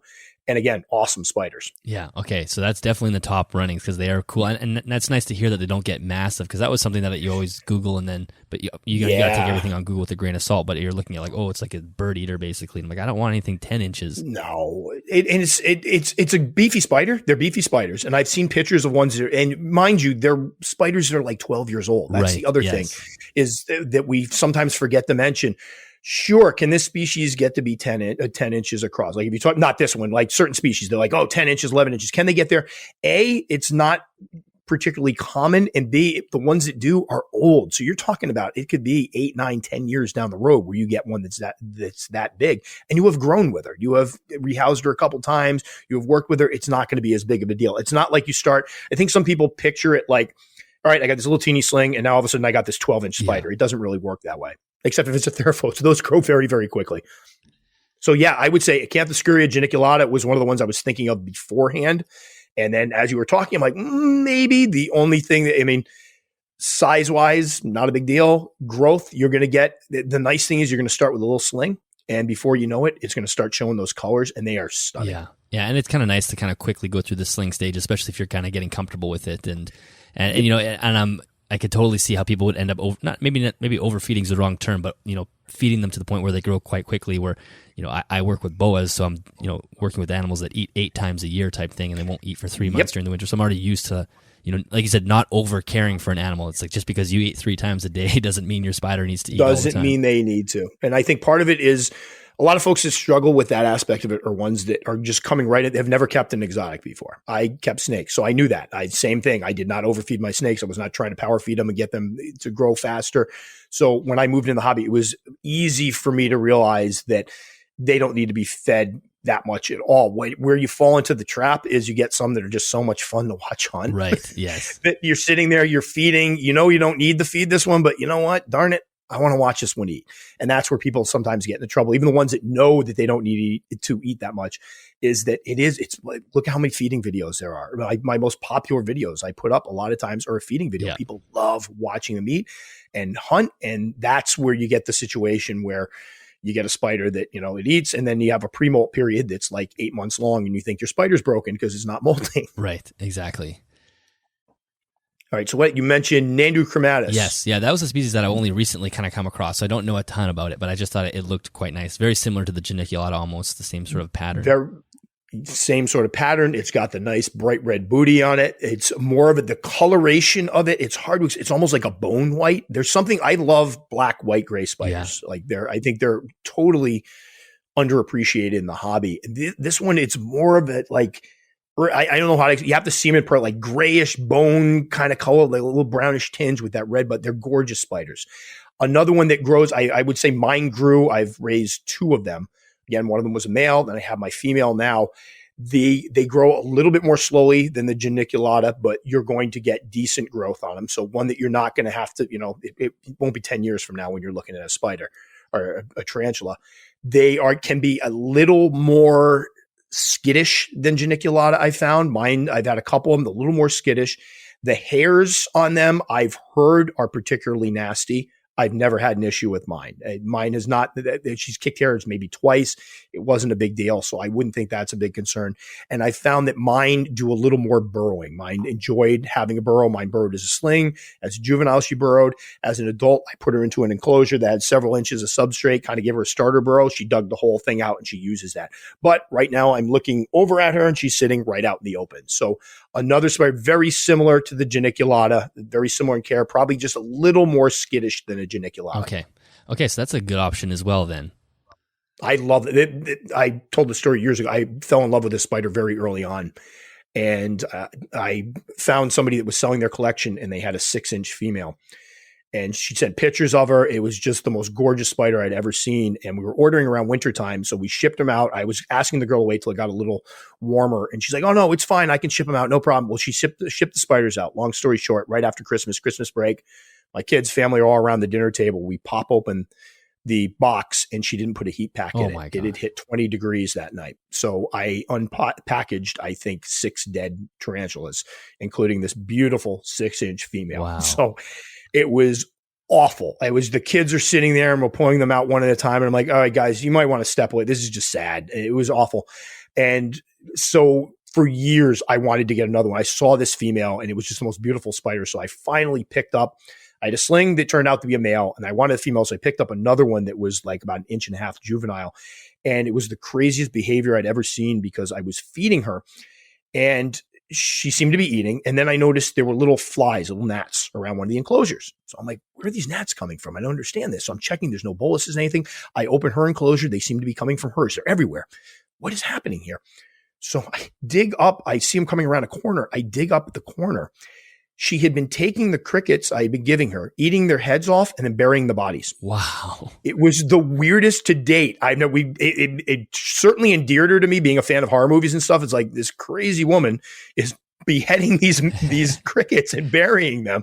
So it ended up, there was like 4 or 5 of them there. We took them out. And then after that, I started pre-killing, dropping them in front of her and watching her eat. And she, for some reason after that, she just never did it again. But since that point, I just had a certain affinity for her because it was just the craziest behavior ever. And now she's a big grown-up girl. Absolutely gorgeous spiders. One of my favorites. Okay, cool. Okay, that's another great option. And then, and what about Brachypelma? I know there's obviously several different species of Brachypelma, and one of the downsides is the slow growth rate, but they still seem like such a great option for a newbie. They really are. And I will never stop recommending them to people who are new to the hobby. The biggest issue I can say with those is, and I don't know what you guys have available up there. Down here, it can be difficult sometimes to find larger specimens. Usually when I recommend somebody a Brachypelma, I ask them to try to find one that's well started because they start off super, super tiny. And the problem with those slow growing species, I found in my experience, it takes them forever to get to like an inch and a quarter. So is that what you would classify as a well-started, something around an inch? Well started, 3/4 of an inch. Okay. If you could find one of those 3/4 of an inch, that's a great place to start because it's an okay, it's not going to be a huge spider, but it's still pretty small sling and you're going to see better growth as you go because usually right around the inch, I don't know what it is with them. And it seems to be the same thing with the Faunapelma species or the Grammostola species. Once they hit that inch mark, they start putting on size. They molt a little more frequently and they seem to put on a bit more size each time. So it'll take you forever to go from like a second instar sling to an inch and a quarter. And then all of a sudden in half that time, you've got a 3-inch spider showing its adult colors. So if you can't find one, you can definitely work with the teeny tiny slings. There's just some challenges with them. A lot of it's trying to find prey items that are small enough for it. And then recognizing it could be several years before you're actually seeing a spider that is showing anywhere near its adult colors. Okay. But I love them. I have 2. When I first brought my Brachypelma smithi a while ago, it was a sex female, about 3 inches. Couldn't wait to get one. It was the first tarantula I'd ever seen as like right in front of me as a child was a Brachypelma smithi. And then several years later, somebody realized that the species that they've been selling in the hobby for years is the Brachypelma smithi was actually the Brachypelma hamoria. Right. And that the real smithi had been sold under Anitha, I believe it was. And so they made Anitha a pseudonym of smithi, and now they're selling real smithis in the hobby, and I'm growing them up and being able to compare them. And they're beautiful. I mean, they're so similar looking, but the smithies are just super vibrant. I just had 2 juveniles that molted. They're probably pushing 3.5 inches now, just stunning spiders. And they're calming down a bit, which is nice because they will go through. I found that mine all went through kind of a kicky stage, but it's more cute. That's it. They're 3 inches. They freeze up. They kick a little hair. You go, oh, look at you. And you drop your cricket and you're on your way. You're good. But definitely, I mean, I will never stop recommending them. I remember there was a period where people were kind of getting bored of them a little bit because I love the corn snake analogy because I love corn snakes. And I remember people like, oh yeah, corn snakes. Everybody's got corn snakes. They're gorgeous. Who cares? Yeah. And it was kind of like that with them where people were starting to go, oh, I don't want to everybody's got Brachypelma smithi. Well, yeah, everybody's got Brachypelma smithi because they're amazing spiders and they're like the spider of the hobby. So would definitely with that one, if you can find a well-started specimen, granted, it's probably going to be more expensive. It's pricey because if somebody's got one that's an inch, it means they spent several years getting it to an inch. But even if you can find a little one, they're very, very, very durable as far as spiders are concerned. They don't have huge moisture requirements. They can dry out a little bit as slings. And again, the only issue will be trying to find the prey for them. Well, it's hard to beat the contrast, and all 3 of those species really have such a beautiful contrast in their coloration. And one other thing that popped into my head too, this would be for any other person who's listening who's a beginner, and this is advice that I give to reptile keepers, is, and we kind of vaguely mentioned it earlier, is pick species that have similar requirements to the climate that you live in. You know, that's a regret that I have with my own animals. I keep a lot of tropical species, but I live in Manitoba, Canada. So 6 months of the year is winter, and 6 months of the year means that there's absolutely zero humidity in my house because we run heat all the time. So that the relative humidity will drop to like 10% in my basement, and then that's a giant challenge for me all the time. Every morning I'm waking up, misting everything, making sure the humidity's there. Yep. And as a beginner, and this is what I'll probably be doing with tarantulas, and this is what I would recommend to anybody, is look at your climate. Do you have a high relative, or do you live in Florida? Maybe you can manage having a more, humid loving species a lot easier than someone like myself. So anyway, that's just a little tangent that I thought I would throw in there. No, and it's a great one because I do this thing occasionally where I do like a tarantula keeping test. And one of the questions on it was about recognizing where you're at, what your relative humidity is. Because the other thing we have is people will look at the moisture dependent species, and they're living in Florida where their humidity, I've had people contact me. Yeah, I keep it in a room that's not air conditioned. It's hot, it's humid, and I'm pouring all this water in. Stop. You don't need to do that. You have the perfect environment. I have a lot of folks from the Philippines. Philippines is the absolute perfect environment in terms of the heat that they get, the humidity they have there. You're not going to have to do much of water dish and you're good to go. I think I live in Connecticut where we have, pretty decent winters. Again, half the year, not quite half the year, but a good portion of the year, we have the heat running. It dries out the room. I do run a humidifier. There are ways to get around it, but that means a lot more work, a lot more research, a lot more experimentation. And that's where people new to the hobby start to fall down because they're like, I don't know what to do here. I purchase this animal in the summer. Like if I bought something in the summer, it can be very humid here. So we have it could be, my tarantula room could be 75% humidity. It could be 85 degrees. Everybody's going to be nice and comfortable up here. And so if I'm new to the hobby and I buy a bunch of spiders and I set them up in those conditions, in that environment, that's great. But then the winter comes in and suddenly I come up and realize that the humidity in the tarantula room has dipped down to 12%. Yeah. Now we have a problem. Now we got to be more diligent as far as making sure that those enclosures are, adequately moist. They have water dishes, that the ones that need moisture have moist substrate. And a lot of folks will find all of a sudden that the collection that they had that was easy to take care of, now they're spending a lot more time fixating on because they're afraid that they're going to dry out. Yeah. One idea that I had is I have a 4-foot PVC enclosure, like that's just a classic snake enclosure that's empty. I won't be using it anymore. And I'm in the wintertime, I may use that as a second, not as an enclosure, but put the spiders in there, in their own individual enclosures, obviously like whatever they're in, their tubs or their vials or whatever it is, and use that as like a humid chamber almost, because when it does get dry, it's very difficult to control the humidity in an entire room, especially if you have the furnace blasting. But if I have a small, basically 4x2 thing that I can maybe put a large water pan in there and boost the relative humidity up to 70% in there, then that will simplify my life a little bit, I think. That is perfect. And that's what I usually do with my slings. I have my slings in plastic containers that I can easily move around. I put them in larger containers with even an open cup of water is enough. If you put a hygrometer in there, you'll see it raises it just enough. It's got to have ventilation. Yeah. That's the important thing. I've had people do this and they put it, like I had one guy that, poor dude, got a big Tupperware container, put all the slings in it, put a big thing of water in it, capped it. He never put ventilation holes. So just sealed He's like, I don't get it. They're dropping dead. I don't understand what's happening. So I said, well, send me some pictures of what you're doing. What are you looking at? And I'm like, are there ventilation holes in that? And he's like, no, that will let the humidity out. I'm like, oh, no. There's where it went wrong. So yeah, that's something I've done. I love it. You don't need extra heat. You don't need, the good thing about tarantulas, a lot of them come, especially the species that are on the beginner species list, they experience lower temps in the wild. So you don't have to go nuts. I think where people freak out is they read, oh, it's a sling, it needs extra heat. No, it doesn't. Most cases, if your temperatures in your home are 65 degrees, 70 degrees, you're perfectly fine. The one thing you might find is they might not grow as quickly, but they're perfectly fine. They don't act any different. They're not like huddled up like they're cold. It's just, they're not going to grow as quickly. Yeah. Maybe now we could jump into a few of my care questions. Absolutely. So I know that you had just talked to Dr. Anderson about this, so maybe we don't need to go into too detail. But as far as water, and maybe this is like slightly different between slings and having an adult, but I guess my first question is, how often are you changing water? And it's when you have slings, a lot of them are so small, you probably don't have a water dish. Are you just misting to keep the moisture up for them? I don't do a lot. I'm one of those ones that I use misting. There's people out there that say misting is completely useless. I disagree. I think it has a time and a place for it. With the slings, it depends on what you're keeping them in. If I usually like to use either a pipette or a syringe, and I keep the bottom levels of the substrate and slings moist at all times.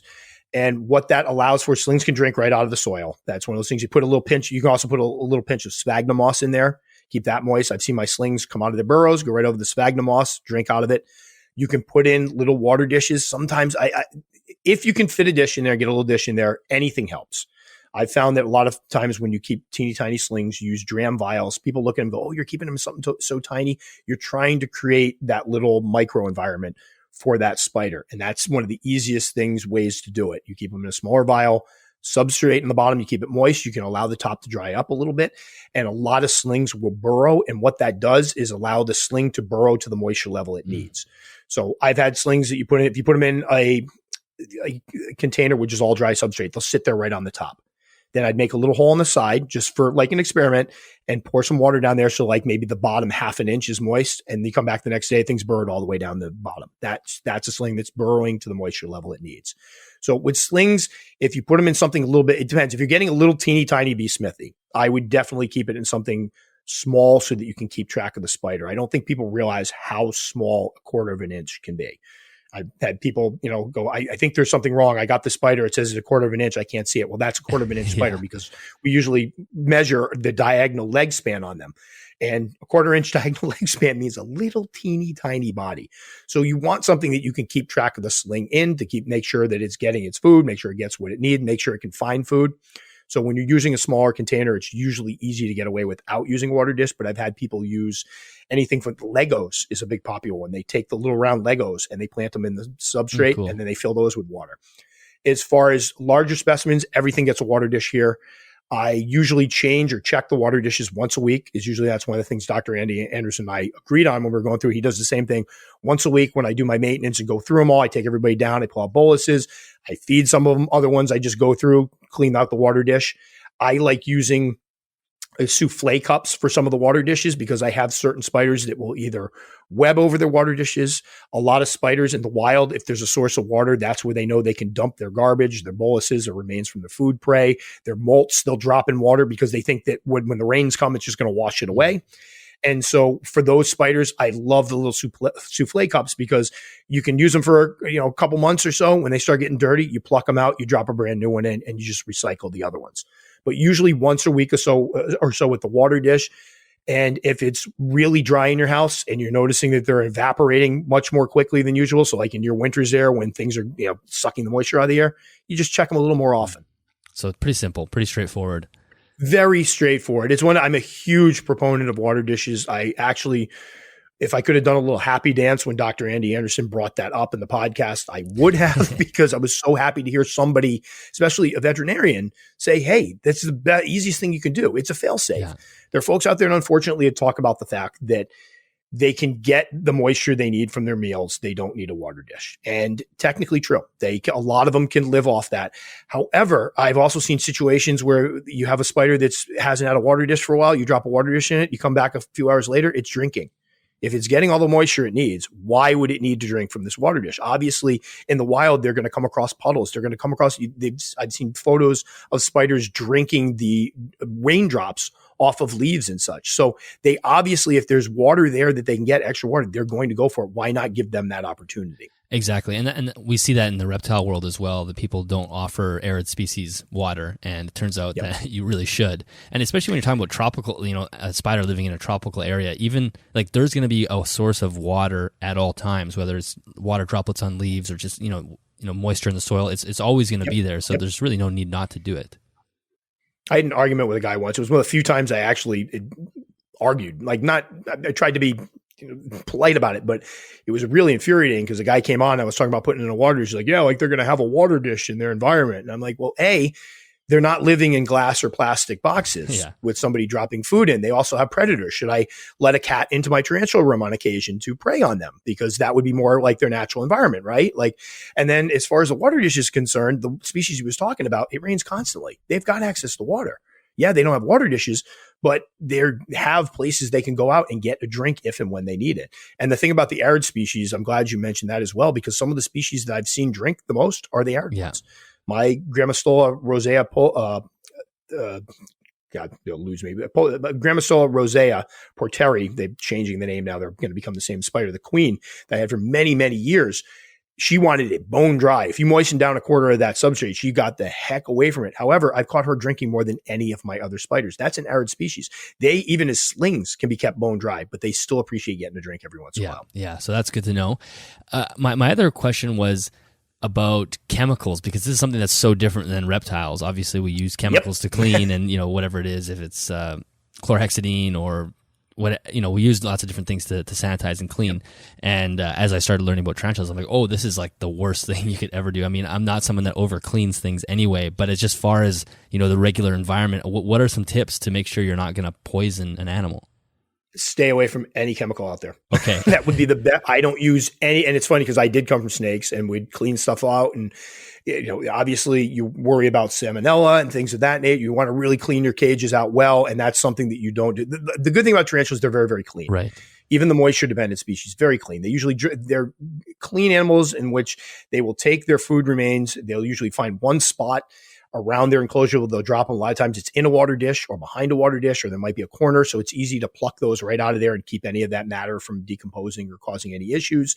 Their poo is like a bird poo. Like, it's very liquidy and just kind of blends in. And occasionally they'll do it in a water dish. Again, you just pluck out and clean the water dish, or if you're using something disposable, dispose of it, put a new one in.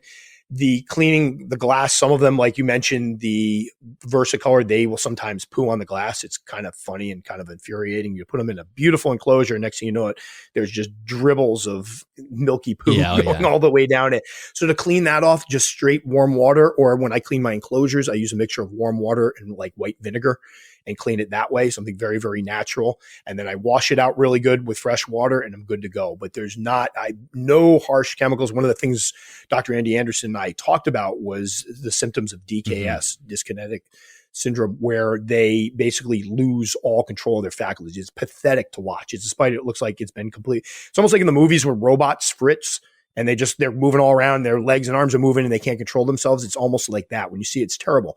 But one of the main causes of it, we believe, is chemical poisoning. Right. So you want to be very, very careful with what you use. And they're not producing anything that would be harmful to a person either. So it's not like you have to worry, like, obviously wash your hands after working with them, but it's not like they're producing anything out there that could cause like a salmonella or anything like that, or a type of bacteria that could harm a person. So there really isn't need for real harsh chemicals. And I found the warm water and the vinegar, granted, things smell a little bit like vinegar for a bit, and wear gloves because your hands will smell like it for a while, but it cleans them up beautifully. Now, what about tap water? Is tap water totally fine to use? We've had this discussion a lot. I have well water now. I had well water before. If you're using public water, I know back where I used to live before, we had public water and they would add fluoride to it. And they'd have, that's something I don't know if I'd take the chance with. Like, I wouldn't knowingly introduce. I don't know if you guys have that, or if you have well water. Yeah, we have, our water is chlorinated and there's fluoride in it as well. But I have a water filter that runs through and pulls everything out except for the minerals for myself, because I don't I don't like drinking chlorine. I don't like the taste of it either. So maybe I'll just use that. That's what I would use then, because ours is the same thing. We have minerals in our water. We have very hard water, and I've never had a single issue with it. I've had people that are super worried about that will go out and buy they'll buy the bottled distilled water or whatnot. RO, Distilled. I don't think you really need to go that far. I've been using the well water for many, many years, had no issues with it whatsoever. I just wouldn't use anything that had any type of, fluoride or chlorine or any of that added to it. Chlorine, definitely not. Yeah, that's kind of what I was thinking too. Okay, so that's good. And feeders, one rule that I know my wife will have, and this is my rule as well, I hate crickets. I just, I've had crickets several times. I keep geckos, so, once in a while we have crickets, and I just hate them. They always get out. They're a pain. They're making noise, and I really want to avoid crickets at all costs. So, A, can I do that? And B, what are some, replacements? Mealworms and whatnot are fine with me, but maybe I'll let you run with that. Yes, you can absolutely do it. I use crickets a lot. I'm quick with them, and that's what it comes down to me. They stink. I love when we're like, the other day we're in our basement, which is so opposite of the spot in the house where I keep my animals. It's not even funny. And I'm watching a movie and I see movement, and there's a couple crickets walking across the floor. So they made their way all the way down from the tarantula room, all the way into the basement. We had one show up in a lighting fixture the other day. Yeah. Can't for the life of me figure out how it's a closed lighting fixture. Like, we took it down. Like, I am at a loss how this one got in. They get everywhere. So you're going, they get everywhere. It's amazing. And then, like you said, you're sitting there watching a movie and you hear the crickets going off in the background. Or for me, I'm doing a podcast, and like a doofus, I will feed the day before and something will get out and there'll be a cricket going in the back of the room. Drives me nuts. So you're not going to get any arguments out of me. I totally get it. Mealworms, a lot of folks will use mealworms, superworms. I don't know what you guys have available to you for roaches. Are you able to get B. lateralis roaches? No, roaches are illegal here. So that's what I thought, because I've had people from Canada come on before and go, oh, we can't get those. And I wasn't sure if it was different from area to area. I think there is one species now that has recently, within the last couple of months, been legalized, but then it just would not, it would be totally cost prohibited. Like there would be nobody, I'd have to be ordering these bugs in from across the Canada. It would be, it wouldn't make sense. Ordering $200 worth of roaches to feed one. Exactly. Spider. Yeah. Here's your $15 meal. Enjoy. Yeah. Mealworms. A lot of folks use mealworms. The trick with do you guys get superworms as well? Yeah, we have superworms, yeah. Okay, so mealworms, the trick with mealworms, the good thing with mealworms, you can, crush their heads. That's one thing right off the bat, because or else what they can do is they can burrow. Oh, yeah, I know. Especially lose themselves. So, yeah, superworms, definitely. I had a video. I fed out superworms years ago for a feeding video. I bought a bunch of them in the wintertime because I couldn't get crickets. And I had somebody point out, they're like, did you see? You bit your spider there. I'm like, what? And I rewound it, and sure enough, you could see it latch on the spider's leg, and the spider's trying to shake it off. So always want to crush the superworm's head. Mealworm's not as bad in that respect, but it keeps them from wandering away. You do want to have tongs available, because sometimes you want to drop it right in front of the spider. Because the reason I love crickets, they are the ultimate prey item for drawing out the hunting instinct. Yes. They wander around like idiots. I love the little guys. I really do, deep in my heart, but they really do just wander right into the jaws of death. Yeah. The tarantulas love them, and that's why I was going to bring up B. lateralis, because that would be right up there with crickets as far as ones that they just run around. They don't hide. They run around. The tarantulas love them. But yes, mealworms work perfectly fine. I went a long time using just mealworms and superworms, so we had a period where I couldn't get crickets over the winter, and that's all I use. It works fine. And what about I see there is a tarantula. I don't know if he's a breeder or what they are in the province that I live in. I know they sell a few other types of feeders, like rice beetles, I think, or confused beetles. I forget what those specifically the species is, but have you used any of those types of things? I've never used the beetles before. Okay. I just don't think they're not as readily available around here. And now I've got like 3 different roach colonies going, and then I buy crickets usually once a month, so I have enough going on. But if it's something, I would just do some research into it and see if people say they take them. The biggest issue I've had, like we have things, B. lateralis roaches here. There are larger roaches. The adults are great for larger tarantulas because they're quite big, juicy, make a really good meal. The problem with them is that I've had spiders that won't take them.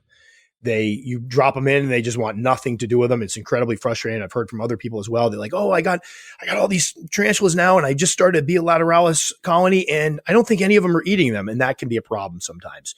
And there's another one that you want to crush their heads, because unfortunately what they do is you drop them in and they burrow. And I had an enclosure once when I first started using them that I went to rehouse, and I got the spider out. And after I got the spider out, I saw the dirt moving in the old enclosure. And I'm like, what is going on here? So I did a little digging, and a big old roach comes out. Like, oh, that's not good. I didn't know that was in there.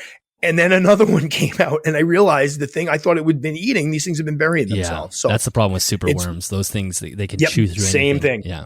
And I've had, unfortunately, folks, a horror story a while back where the person dropped the superworm in, the tarantula flipped the molt. They found the superworm biting the tarantula. Yeah. And luckily in that case, the tarantula did live, but they're attracted to the moisture of it. So they will come in and feed all the crickets. Same thing. If you put crickets in a really dry enclosure and all of a sudden you have this nice, moist, freshly molted tarantula there, they'll eat it.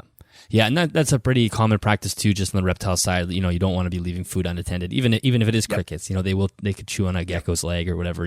They'll pick on them. So I think that it's pretty straightforward for me. But yeah, that's good. I think I could probably manage. I probably have enough options here that aren't crickets that I could play around with. That's good. They'll eat just about it. And the trick is sometimes you'll find if you're using like prey that aren't very commonly used, you'll recognize quickly. Some things will take them, some won't. If they don't take them, you just try something else. Now, what about molting? We kind of alluded that already. That's another thing where I think it's probably intimidating for beginners because it's, with snakes and whatnot, a bunch of my snakes are shedding right now. It's super easy. You don't have to do anything. Yeah. You don't really have to worry about anything. But it seems like with tarantulas, there's maybe a little more caution to make sure that they have a successful molt. So are there some key things that you just come out right away to make sure that they do it successfully? Always make sure they have access to water. Okay. Regardless, if that's a huge one, and that's one of the things that came out when Andy and I spoke, was the fact that that's one of the biggest issues with molting problems is that folks, what'll happen is they'll be feeding their spider. The spider's doing great. All of a sudden the spider stops eating and then they go, oh my gosh, it's in pre-molt and it's been dry in here. I'm going to add water now. And sometimes they add water too late.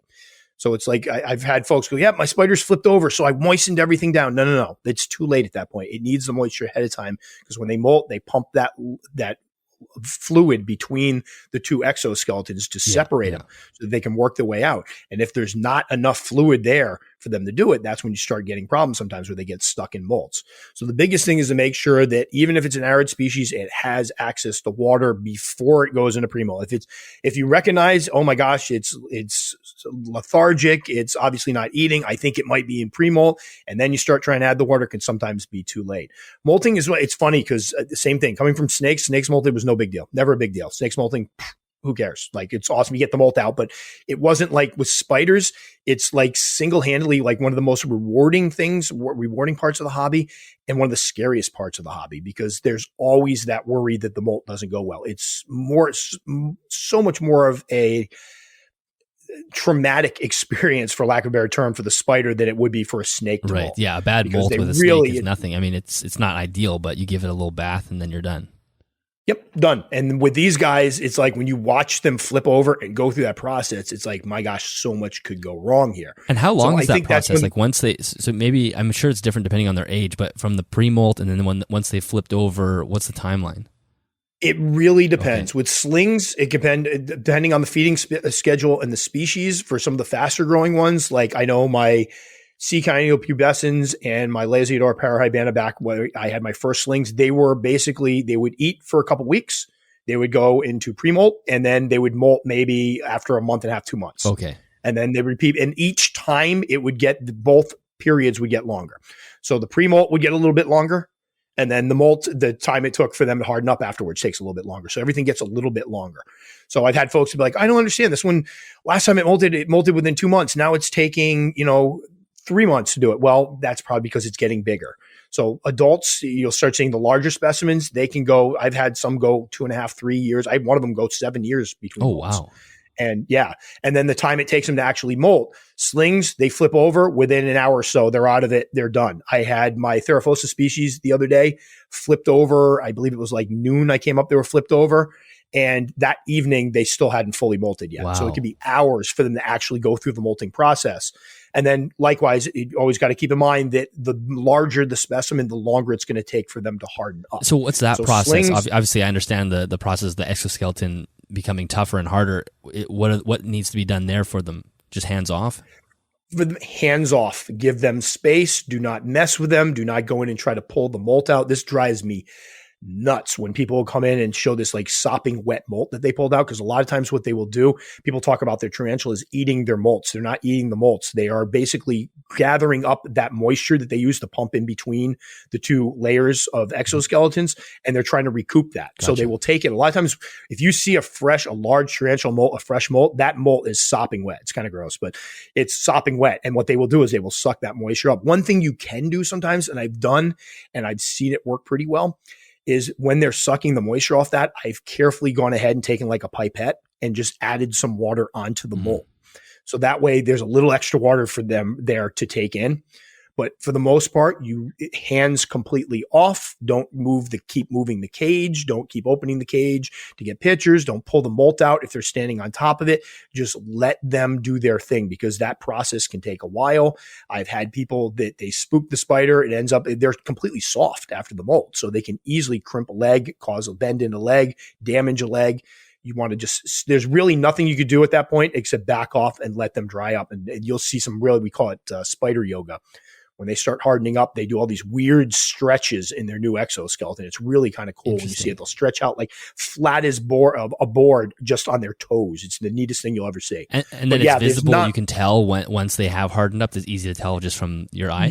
It can be difficult to tell. The trick is to look at the fangs. When the fangs come out, they're usually clear or milky color. They start to harden up. They turn like a reddish color. Okay. When they turn black, that's usually when they're ready to eat.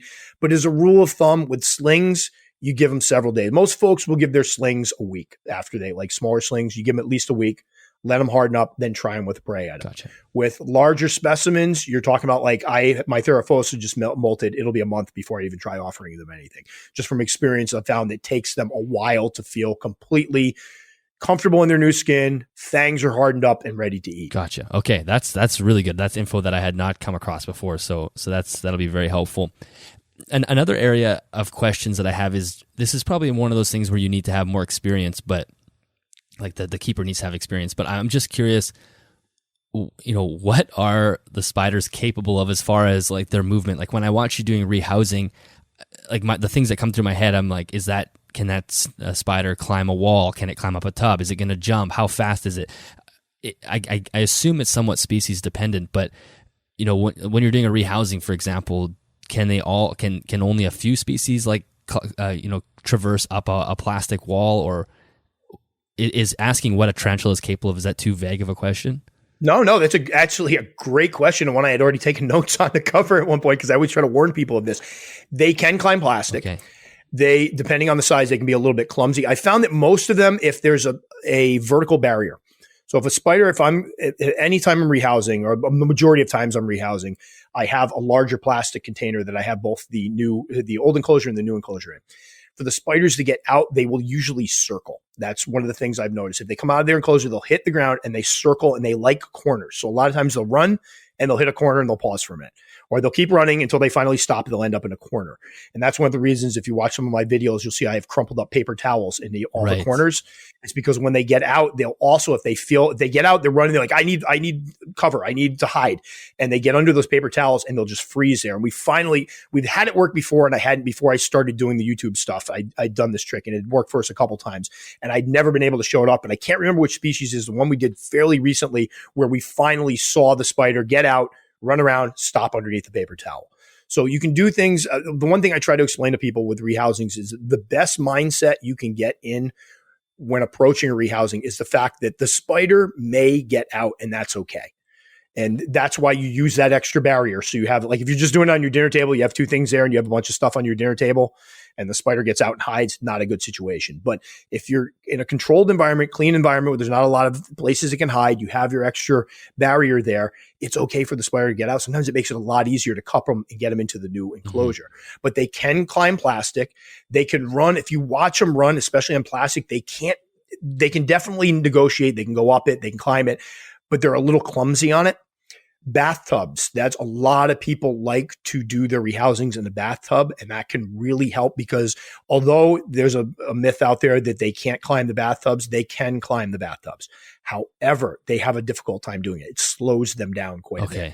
And if you take the bathtub ahead of time and you wet the whole thing down and have it nice and wet, that makes it even more difficult. They can't get their grip very well. So what you'll see is the spider will shoot up. Billy and I did an experiment of this a while back. We tried to do one in the bathtub, and I watched it kind of climb up and slide back down. They tried to climb up and it slid back down. So it gives you adequate time, if the spider gets out and bolts, to take a deep breath and go, all right, I'm going to wait till this thing calms down and then I'm going to cup it. So yeah, they can move depending on the species. It's tough because I used to think they move so fast, and then I started working with huntsman spiders. And it's no longer, it's nice in a way, because I look at tarantulas like, I got this, no problem. But then, the huntsmen, they're so darn fast, like they teleport. But there are, like, a lot of the beginner species, even as the slings will be a little quick, but they're very easy to wrangle in my estimation. Like, they're not, the best thing you can do if one of them bolts is you just take a step back and watch where it goes. Right. And if you're doing it like you should be inside a bigger container and you put those paper towels in, it's usually going to end up underneath one of those. And it makes it, again, you just pick up the paper towel, stick it in the new enclosure and brush it off with a brush, or pick up the paper towel, cup it. Very easy. But I think everybody has that moment where they experience their first spider bolt, and there is that, whoa, like these guys can really boogie.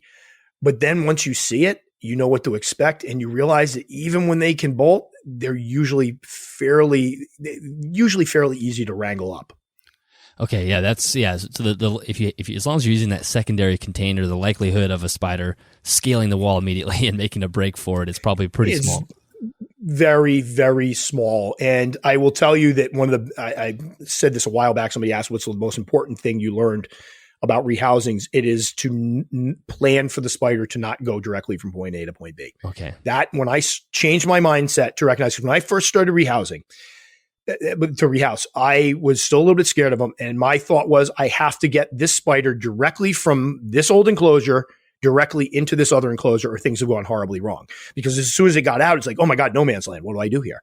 And then I started realizing, no, that's not it at all. Sometimes it's a lot easier and you get a much calmer spider if you get them out into another larger container first. So I will purposely sometimes take the old enclosure, tilt it on its side, get the spider out in the open, and then cup it that way.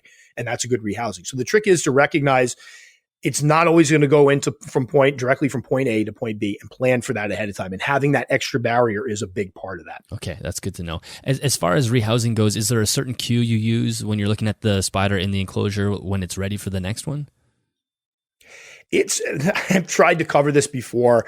It's you kind of get a feel for it. There's times where you're looking at a spider and you just go, wait a minute. You've outgrown this enclosure. It also depends on the species. I have some species like the slow growing beginner species we've talked about. Those you put them, if they're an inch and you put them in a bigger enclosure, they're going to be in that enclosure for quite some time. It's going to take them a while to outgrow it.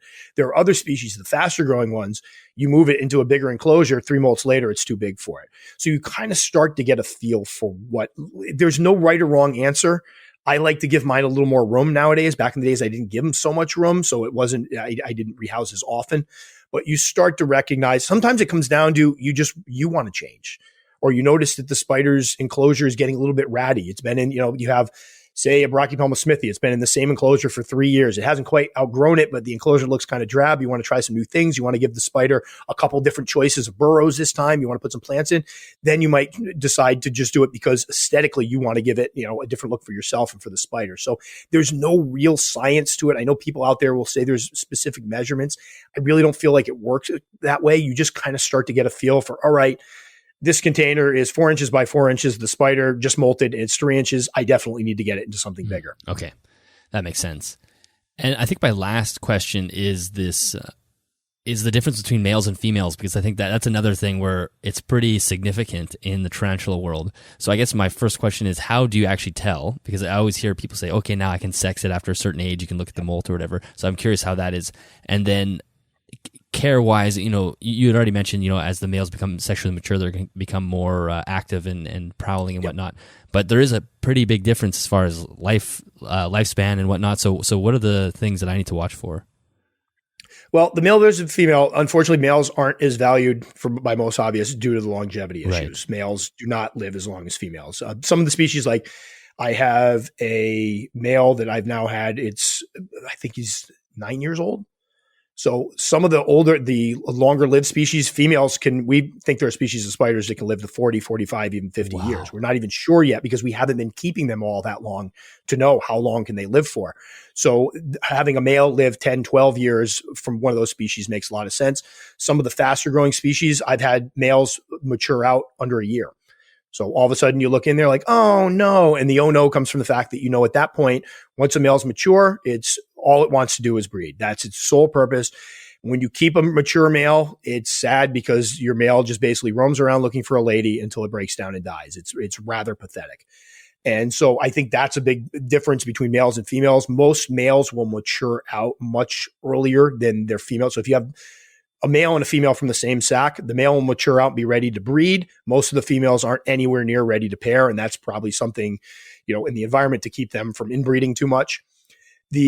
As far as sexing them is concerned, I like to look at molts. Okay. You take basically the inside of the molt. You can find the spermatheca for the female, and certain ones out there, they're more readily seen earlier than others. There's certain species it takes a while for those to start showing. And I think it does take some practice to be able to do that. Other folks will look at them ventrally. So when they're up on the glass, they'll be able to tell whether or not it's a male or female. I'm not particularly great at that. I know there are people out there that are amazing at being able to just look at it and go, that's a male, that's a female. I think there's a lot of folks out there that guess. Years ago, I put up a picture of the underside of my tarantula on a forum. And I said, what do you think? I'm thinking female. And all these people you got a male, you got a male, you got a male, it was a female. Yeah. And I will tell you, that isn't like talking about how great I was. I had no idea. I was guessing just as much as anybody else was. So that wasn't like, look how smart I was. It was difficult to tell at that point. So I think the easiest way to do it is to look at the actual molts when they get to be a certain size, depending on the species. Some of them, like I know people that can use a microscope and sex molts like inch and a half, which blows my mind in certain species. I cannot do that. I've tried on some, been somewhat successful, but I don't spend a lot. It takes some practice. But for me, I don't do a lot of sexing. I will, if I get a good molt, I will take it out and try to sex it. But a lot of mine, I just like to be surprised. It's kind of like gender reveal parties. I wouldn't do that. I just, let's see what it is. Oh, it's a male. Sometimes I don't want to know. Yeah. It's like you got a spider that you only bought one of that you absolutely adore. And it's like, I'm just going to pretend like you're going to be a girl until you molt out. So, but yeah, it's, oh, go ahead. When you say you see a male molt and you see that it's matured out, what are you looking at to give you that impression? So at the end of the pedipalps, basically the tarantulas, technically, we say they have 8 legs. They have that small set of legs outside of the coeluricera, their fangs area there that they use for manipulating prey and such. The males get their sex organs on the end of those during their final molt. Okay. So what you'll see, some of them also get hooks, tibial hooks that are on their actual legs that's used to hold the females back. Not all species get those. That's not the best way to look because there are some species that won't get those, but all males will get those sex organs at the end. They look like little bulbs. They're basically the male's sex organ that folds up into itself. And that's what they use to fill with the sperm. And that's what they use when they hold the female up to impregnate. Gotcha. So those are usually, once you see a couple pair of them, it becomes a lot easier to recognize. I know when I first started, I had a couple times where I had, a spider and I'm like, somebody go, oh, nice male. I'm like, wait a minute, how do you know it's a male? And then you look like, oh, there it is. So it becomes more obvious the more you keep them, but it's something that's usually pretty easy to see. A lot of times what I'll do is something will molt and I'll shine a flashlight in, and even just kind of seeing the silhouette, you can tell those aren't the little feet that you expect to see with a female. It's got the sex organs on the end. So once you see that, that last molt was the last molt. And that's the last. You might molt. not even eat after that. Some of them won't eat. Some of them will eat sporadically. I have had recently, amazingly enough, 3 different males try to molt again after their ultimate molt. It seems to happen in avicularia species more often than the other species, but it doesn't usually go well because those sex organs are not meant to molt off. So usually what ends up happening is they lose their pedipalps if they end up living. And I did talk to a guy that had, I want to say it was an avicularia. He was a mature male. It molted and survived the second molt. Wow. And then continued to eat and then tried to molt a third time. And the third one, that was it. So it does happen every once in a while, but usually that's it. That's its last molt. Its job now is to roam around and to find a lady. So when you say you have a 9-year-old male, that male hasn't gone through that last molt yet? No, he's gone through it. He's going on 3 years post ultimate molt. Okay, so he's not remolted at all. But he's eating. Nope. And, nope. He's still eating well. I fed him the other day. He's still eating like a machine. It's a Grammostola pulchra, the jet black spiders. Everybody known as the black lab of the hobby. But he was one that I sexed out early. I was hoping to get a lady, and I sexed out early. And I'm like, it's a male. And I still held out hope it was going to be a female. And then a few years ago, he molted out male, and he's still going strong. Wow. Okay, that's cool. Well, that's awesome. I mean, that's a ton of information for me. I think that's all my questions that come up to the top of my head for the beginning. So I don't know if you have anything else to add to those questions, but that gives me a ton of information to work with for sure. No, I'll be really curious to hear as you go along what you choose. I mean, I think we talked. And I want to go back to the Caribena versicolor because I know that people are going to freak out because I said that they're a little more tricky, but they are. I mean, for years, they're beautiful spiders, and honestly, I would love to hear if you gave one a shot, because I think you do very well with it because you have an understanding of, I think you'd be less inclined to do the overcaring for them that can lead to the untimely death. And they are beautiful spiders. The webbing's amazing. It's just one of those deals that for years people reported the mysterious deaths. They called it originally it was an avicularia species, and they called it a sudden avicularia death syndrome, where suddenly you have an avicularia, it's doing great, and then it's dead. Nobody could figure out what was going on. And we attributed it to them being overly moist. And then we put out a bunch of information out there showing people you don't need to keep them overly moist. A lot of people keep them dry with a water dish. They do great. And somehow we still get a lot of death. So I think part of it is still the fact that there is a lot of that misinformation out there. If you've done any research with tarantulas, you've realized there are a million different people reporting on them, telling how to keep them. And sadly, a lot of that's coming from people who have never kept a tarantula in their life. They've just found out they're popular and they want to do a website and attract people. So they go out and regurgitate information that they find from somewhere else. And a lot of times, sadly, it's not good information. That's why when looking, I always tell people, visit multiple sources, but try to visit sources of people that have actually successfully raised them. So I would be very curious to hear back from you. I don't know, future, your show, my show, hear about what you got and how it's going with it and answer any questions you might have. Yeah, I'll definitely keep you posted. I'm not sure when I'll pull the trigger, but definitely sometime this spring, I think. I'll wait for the weather to warm up if I'm doing any shipping and whatnot. And there'll be an expo in the spring too, which maybe I'll just pick one up in person. Will save me some money on shipping. But either way, I'm definitely getting close, and I'm super excited about it because it's a fascinating side of animal keeping, and it's cool to keep something that you're a little bit intimidated by, I think, and to learn with it, and to, it's a whole other skill set that you can pick up on. So I'm definitely excited. And I'll be very curious to see how long you keep to one. Yeah, I know. See, I'm pretty good with that. Like, I only have 6 reptiles, and I know people. I remembered you telling me that last time that you're very good. So we'll see. I went a long time before. Like, I think I went like 4-year stretch between that rat snake that I was talking about earlier is my latest purchase, but that was I purchased that in 2022, and I think before that it had been early 2018 between my last purchases. Oh, wow. So I'm pretty good about that. Partly it's space, and partly I just, I really try to be conscious of improving the animal's care that I have currently rather than going out and getting another one. But with spiders, that's a little bit harder because you can have so many enclosures in such a small spot. That's the thing. And you'll see, you'll have your little sling sitting there and I'm like, wow, well, it's in pre-molt. There's not much to do. What else is there out there? And that's a lot of times how it goes. A lot of times the running joke on message boards and on Facebook groups is, I got my sling. It's in pre-molt. What do I do now? Buy another one. Which is not always the responsible answer, but I do think I know that's how it kind of started with me. As I had my 2 slings I was raising. One of them buried themselves. One of them was my sea county pubescent. She webbed herself up. I'm like, okay, this is pre-molt. All I do now is wait. And I kept checking and checking and checking. I'm like, I got to stop fixating on this. What should I do? What else is there out there? And I bought a Caribena versicolor. So it's kind of how it happens. There's always, when you have a lot of them, the problem is they're not the most active animals. And if kept correctly, and you'll notice this, they don't do all that much, especially during the daytime. At night, you can sometimes sneak out and find them exploring and whatnot. So what happens is people want to have more to do with them, so they get more. Yeah, and see, that's what I'm probably okay with. I mean, I have a rainbow, Brazilian rainbow boa. I see that snake 5 times a year. Like I do not see that snake. Besides like classic maintenance and whatnot, but to see it out, it almost never happens. She's super nocturnal, and I'm super not nocturnal. I'm a very a morning person, so I'm in bed by 10. So our paths never cross, and she drinks water, I feed her and whatnot. But yeah, it's not like the pet experience that many people might expect from a pet, where I'm already kind of predisposed to not having an issue with that.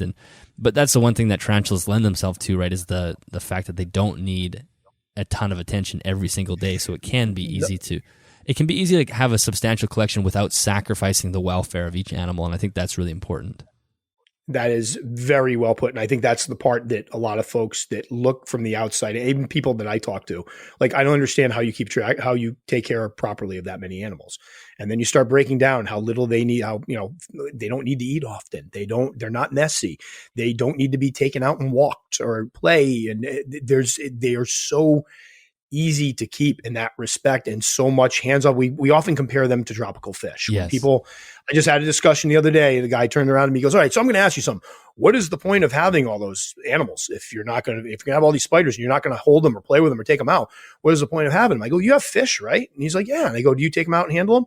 And he just kind of grinned, and he's like, yeah, okay, I get it. You're right. I get it now. That makes a lot of sense. And I wasn't doing it to be a jerk. It was just, he immediately got where I was going with. There's certain animals you keep just to admire. It's and I just think that's appreciation. What's amazing about them is, appreciate them, get them out in those times where you do sneak up in the middle of the night, or with you, if you're getting up really early in the morning before the sun comes out, that's some of the best time to creep up there and catch these guys out and about. I know every once in a while I get up early for school on school days, and I'll head up here early in the morning and I'll flick the lights on, and I see everybody that I never see because they're all, at the end of their nocturnal prowling, going around, checking things out, doing some webbing, and I get to see a lot of them. It's so much fun and so yeah, exactly. And part of my morning routine is coming downstairs to my basement where the animals are and doing the misting. And a couple of days a week, I wake up really early, so I'm down here misting the animals at probably like 4:30 in the morning. So it's super dark, and so that would be a perfect time to come out and get the flashlight and see who's up.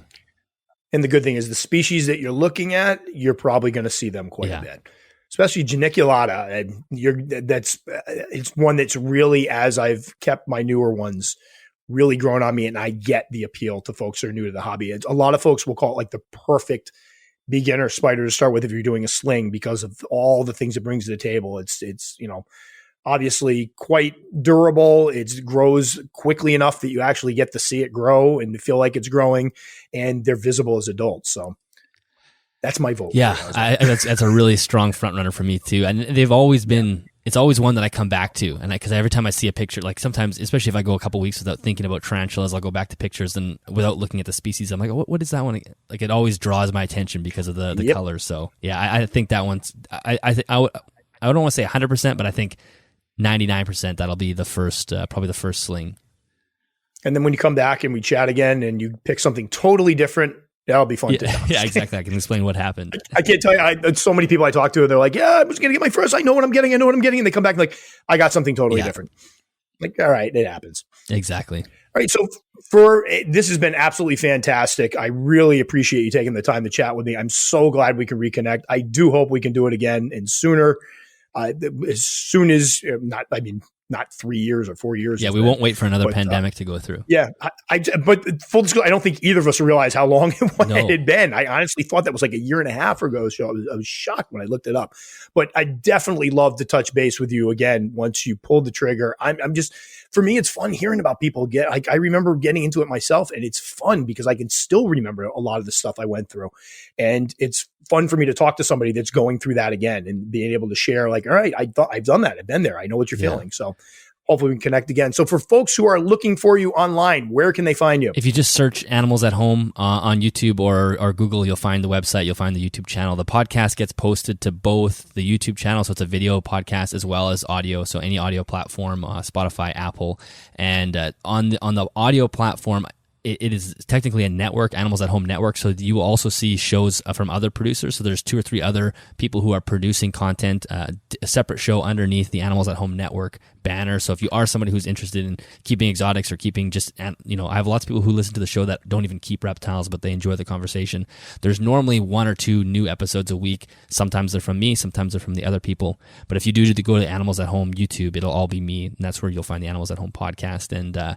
And just to reiterate what you had said there, Tom, I totally agree. I'm so glad we were able to reconnect, and we will absolutely do another one in the future and see where we are, because it's fun to have these conversations and these dialogues. And I hope for the listeners, if there's any brand new people to tarantula keeping or wanting to get into it, hopefully I was able to ask questions that you were thinking as well, because sometimes it's nice to have a beginner ask the questions, because if you're an expert, it's hard to put yourself back in those shoes. So hopefully it was helpful for people, and I'm super glad we were able to do this. So thank you for having me.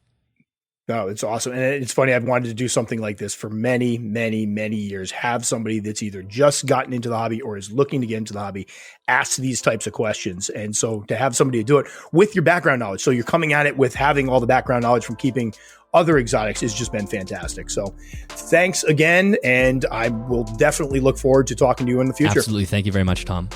All right, that is the end of that episode. Again, Tom, thank you so much for allowing me to come on your show and allowing me to pick your brain and ask questions, and just being an incredible resource for the tarantula keeping community. It's just, as I said to you privately, once I started getting into that world, it really revealed how much of a resource your podcast is, and it made me realize there's some things that I can improve with my show to give more instructional content and more content that it's very easy to tell that you're a teacher, because when you listen to your podcast, you come away with deliverables. I know how to do this. I know how to do this. I know how to do this. And as a beginner, that was really invaluable, super, super helpful. So thank you so much. Again, thank you for letting me use some of your visual content for the video version of this episode. And to the listeners, go check out Tom's channel. If you're not already following him on YouTube or any podcast app, make sure you go do that, even if you're not into tarantulas. I think we all admit here that we're into weird and creepy and crawly things. And if you're someone that's like, I'll never get into tarantulas, be careful. Because I may have, like I said in the podcast, I'm not sure if I've ever actually said that, but I would be very surprised if I would get into tarantulas, and now I'm basically 99% of the way there. So I'll have to go back on his show once I do pick up a couple slings and ask more questions, because I'm sure I will continue to have more questions. So it's been a lot of fun, this whole tarantula thing, and learning from Tom and being on his podcast. So again, thank you so much to Tom. Thank you guys for listening. If you're looking for more information on this episode, make sure you head to animalsathome.network.com. Thank you to my patrons. Your support means the world to me. If you're interested in joining us over there, you can do that at patreon.com/animalsathome. Thank you so much to Custom Reptile Habitats for sponsoring this podcast. I think I said it in the last couple episodes. There's a few more enclosures right here over top my left shoulder for those who are watching on YouTube that are going to be installed. They're on their way now. So, I'm recording this in the very beginning of April. So hopefully I have a video later this spring out with actually putting those together, and we'll have this studio finished, which will be super excited. I'm just going to have to find a place to put tarantulas, I guess. We'll see how that goes. Anyway, thank you guys for listening. You can give me a follow on Instagram at animalsathomeca. Make sure you tag me if you're going to share the podcast, because I love to repost that as well. I will catch you guys in the next episode.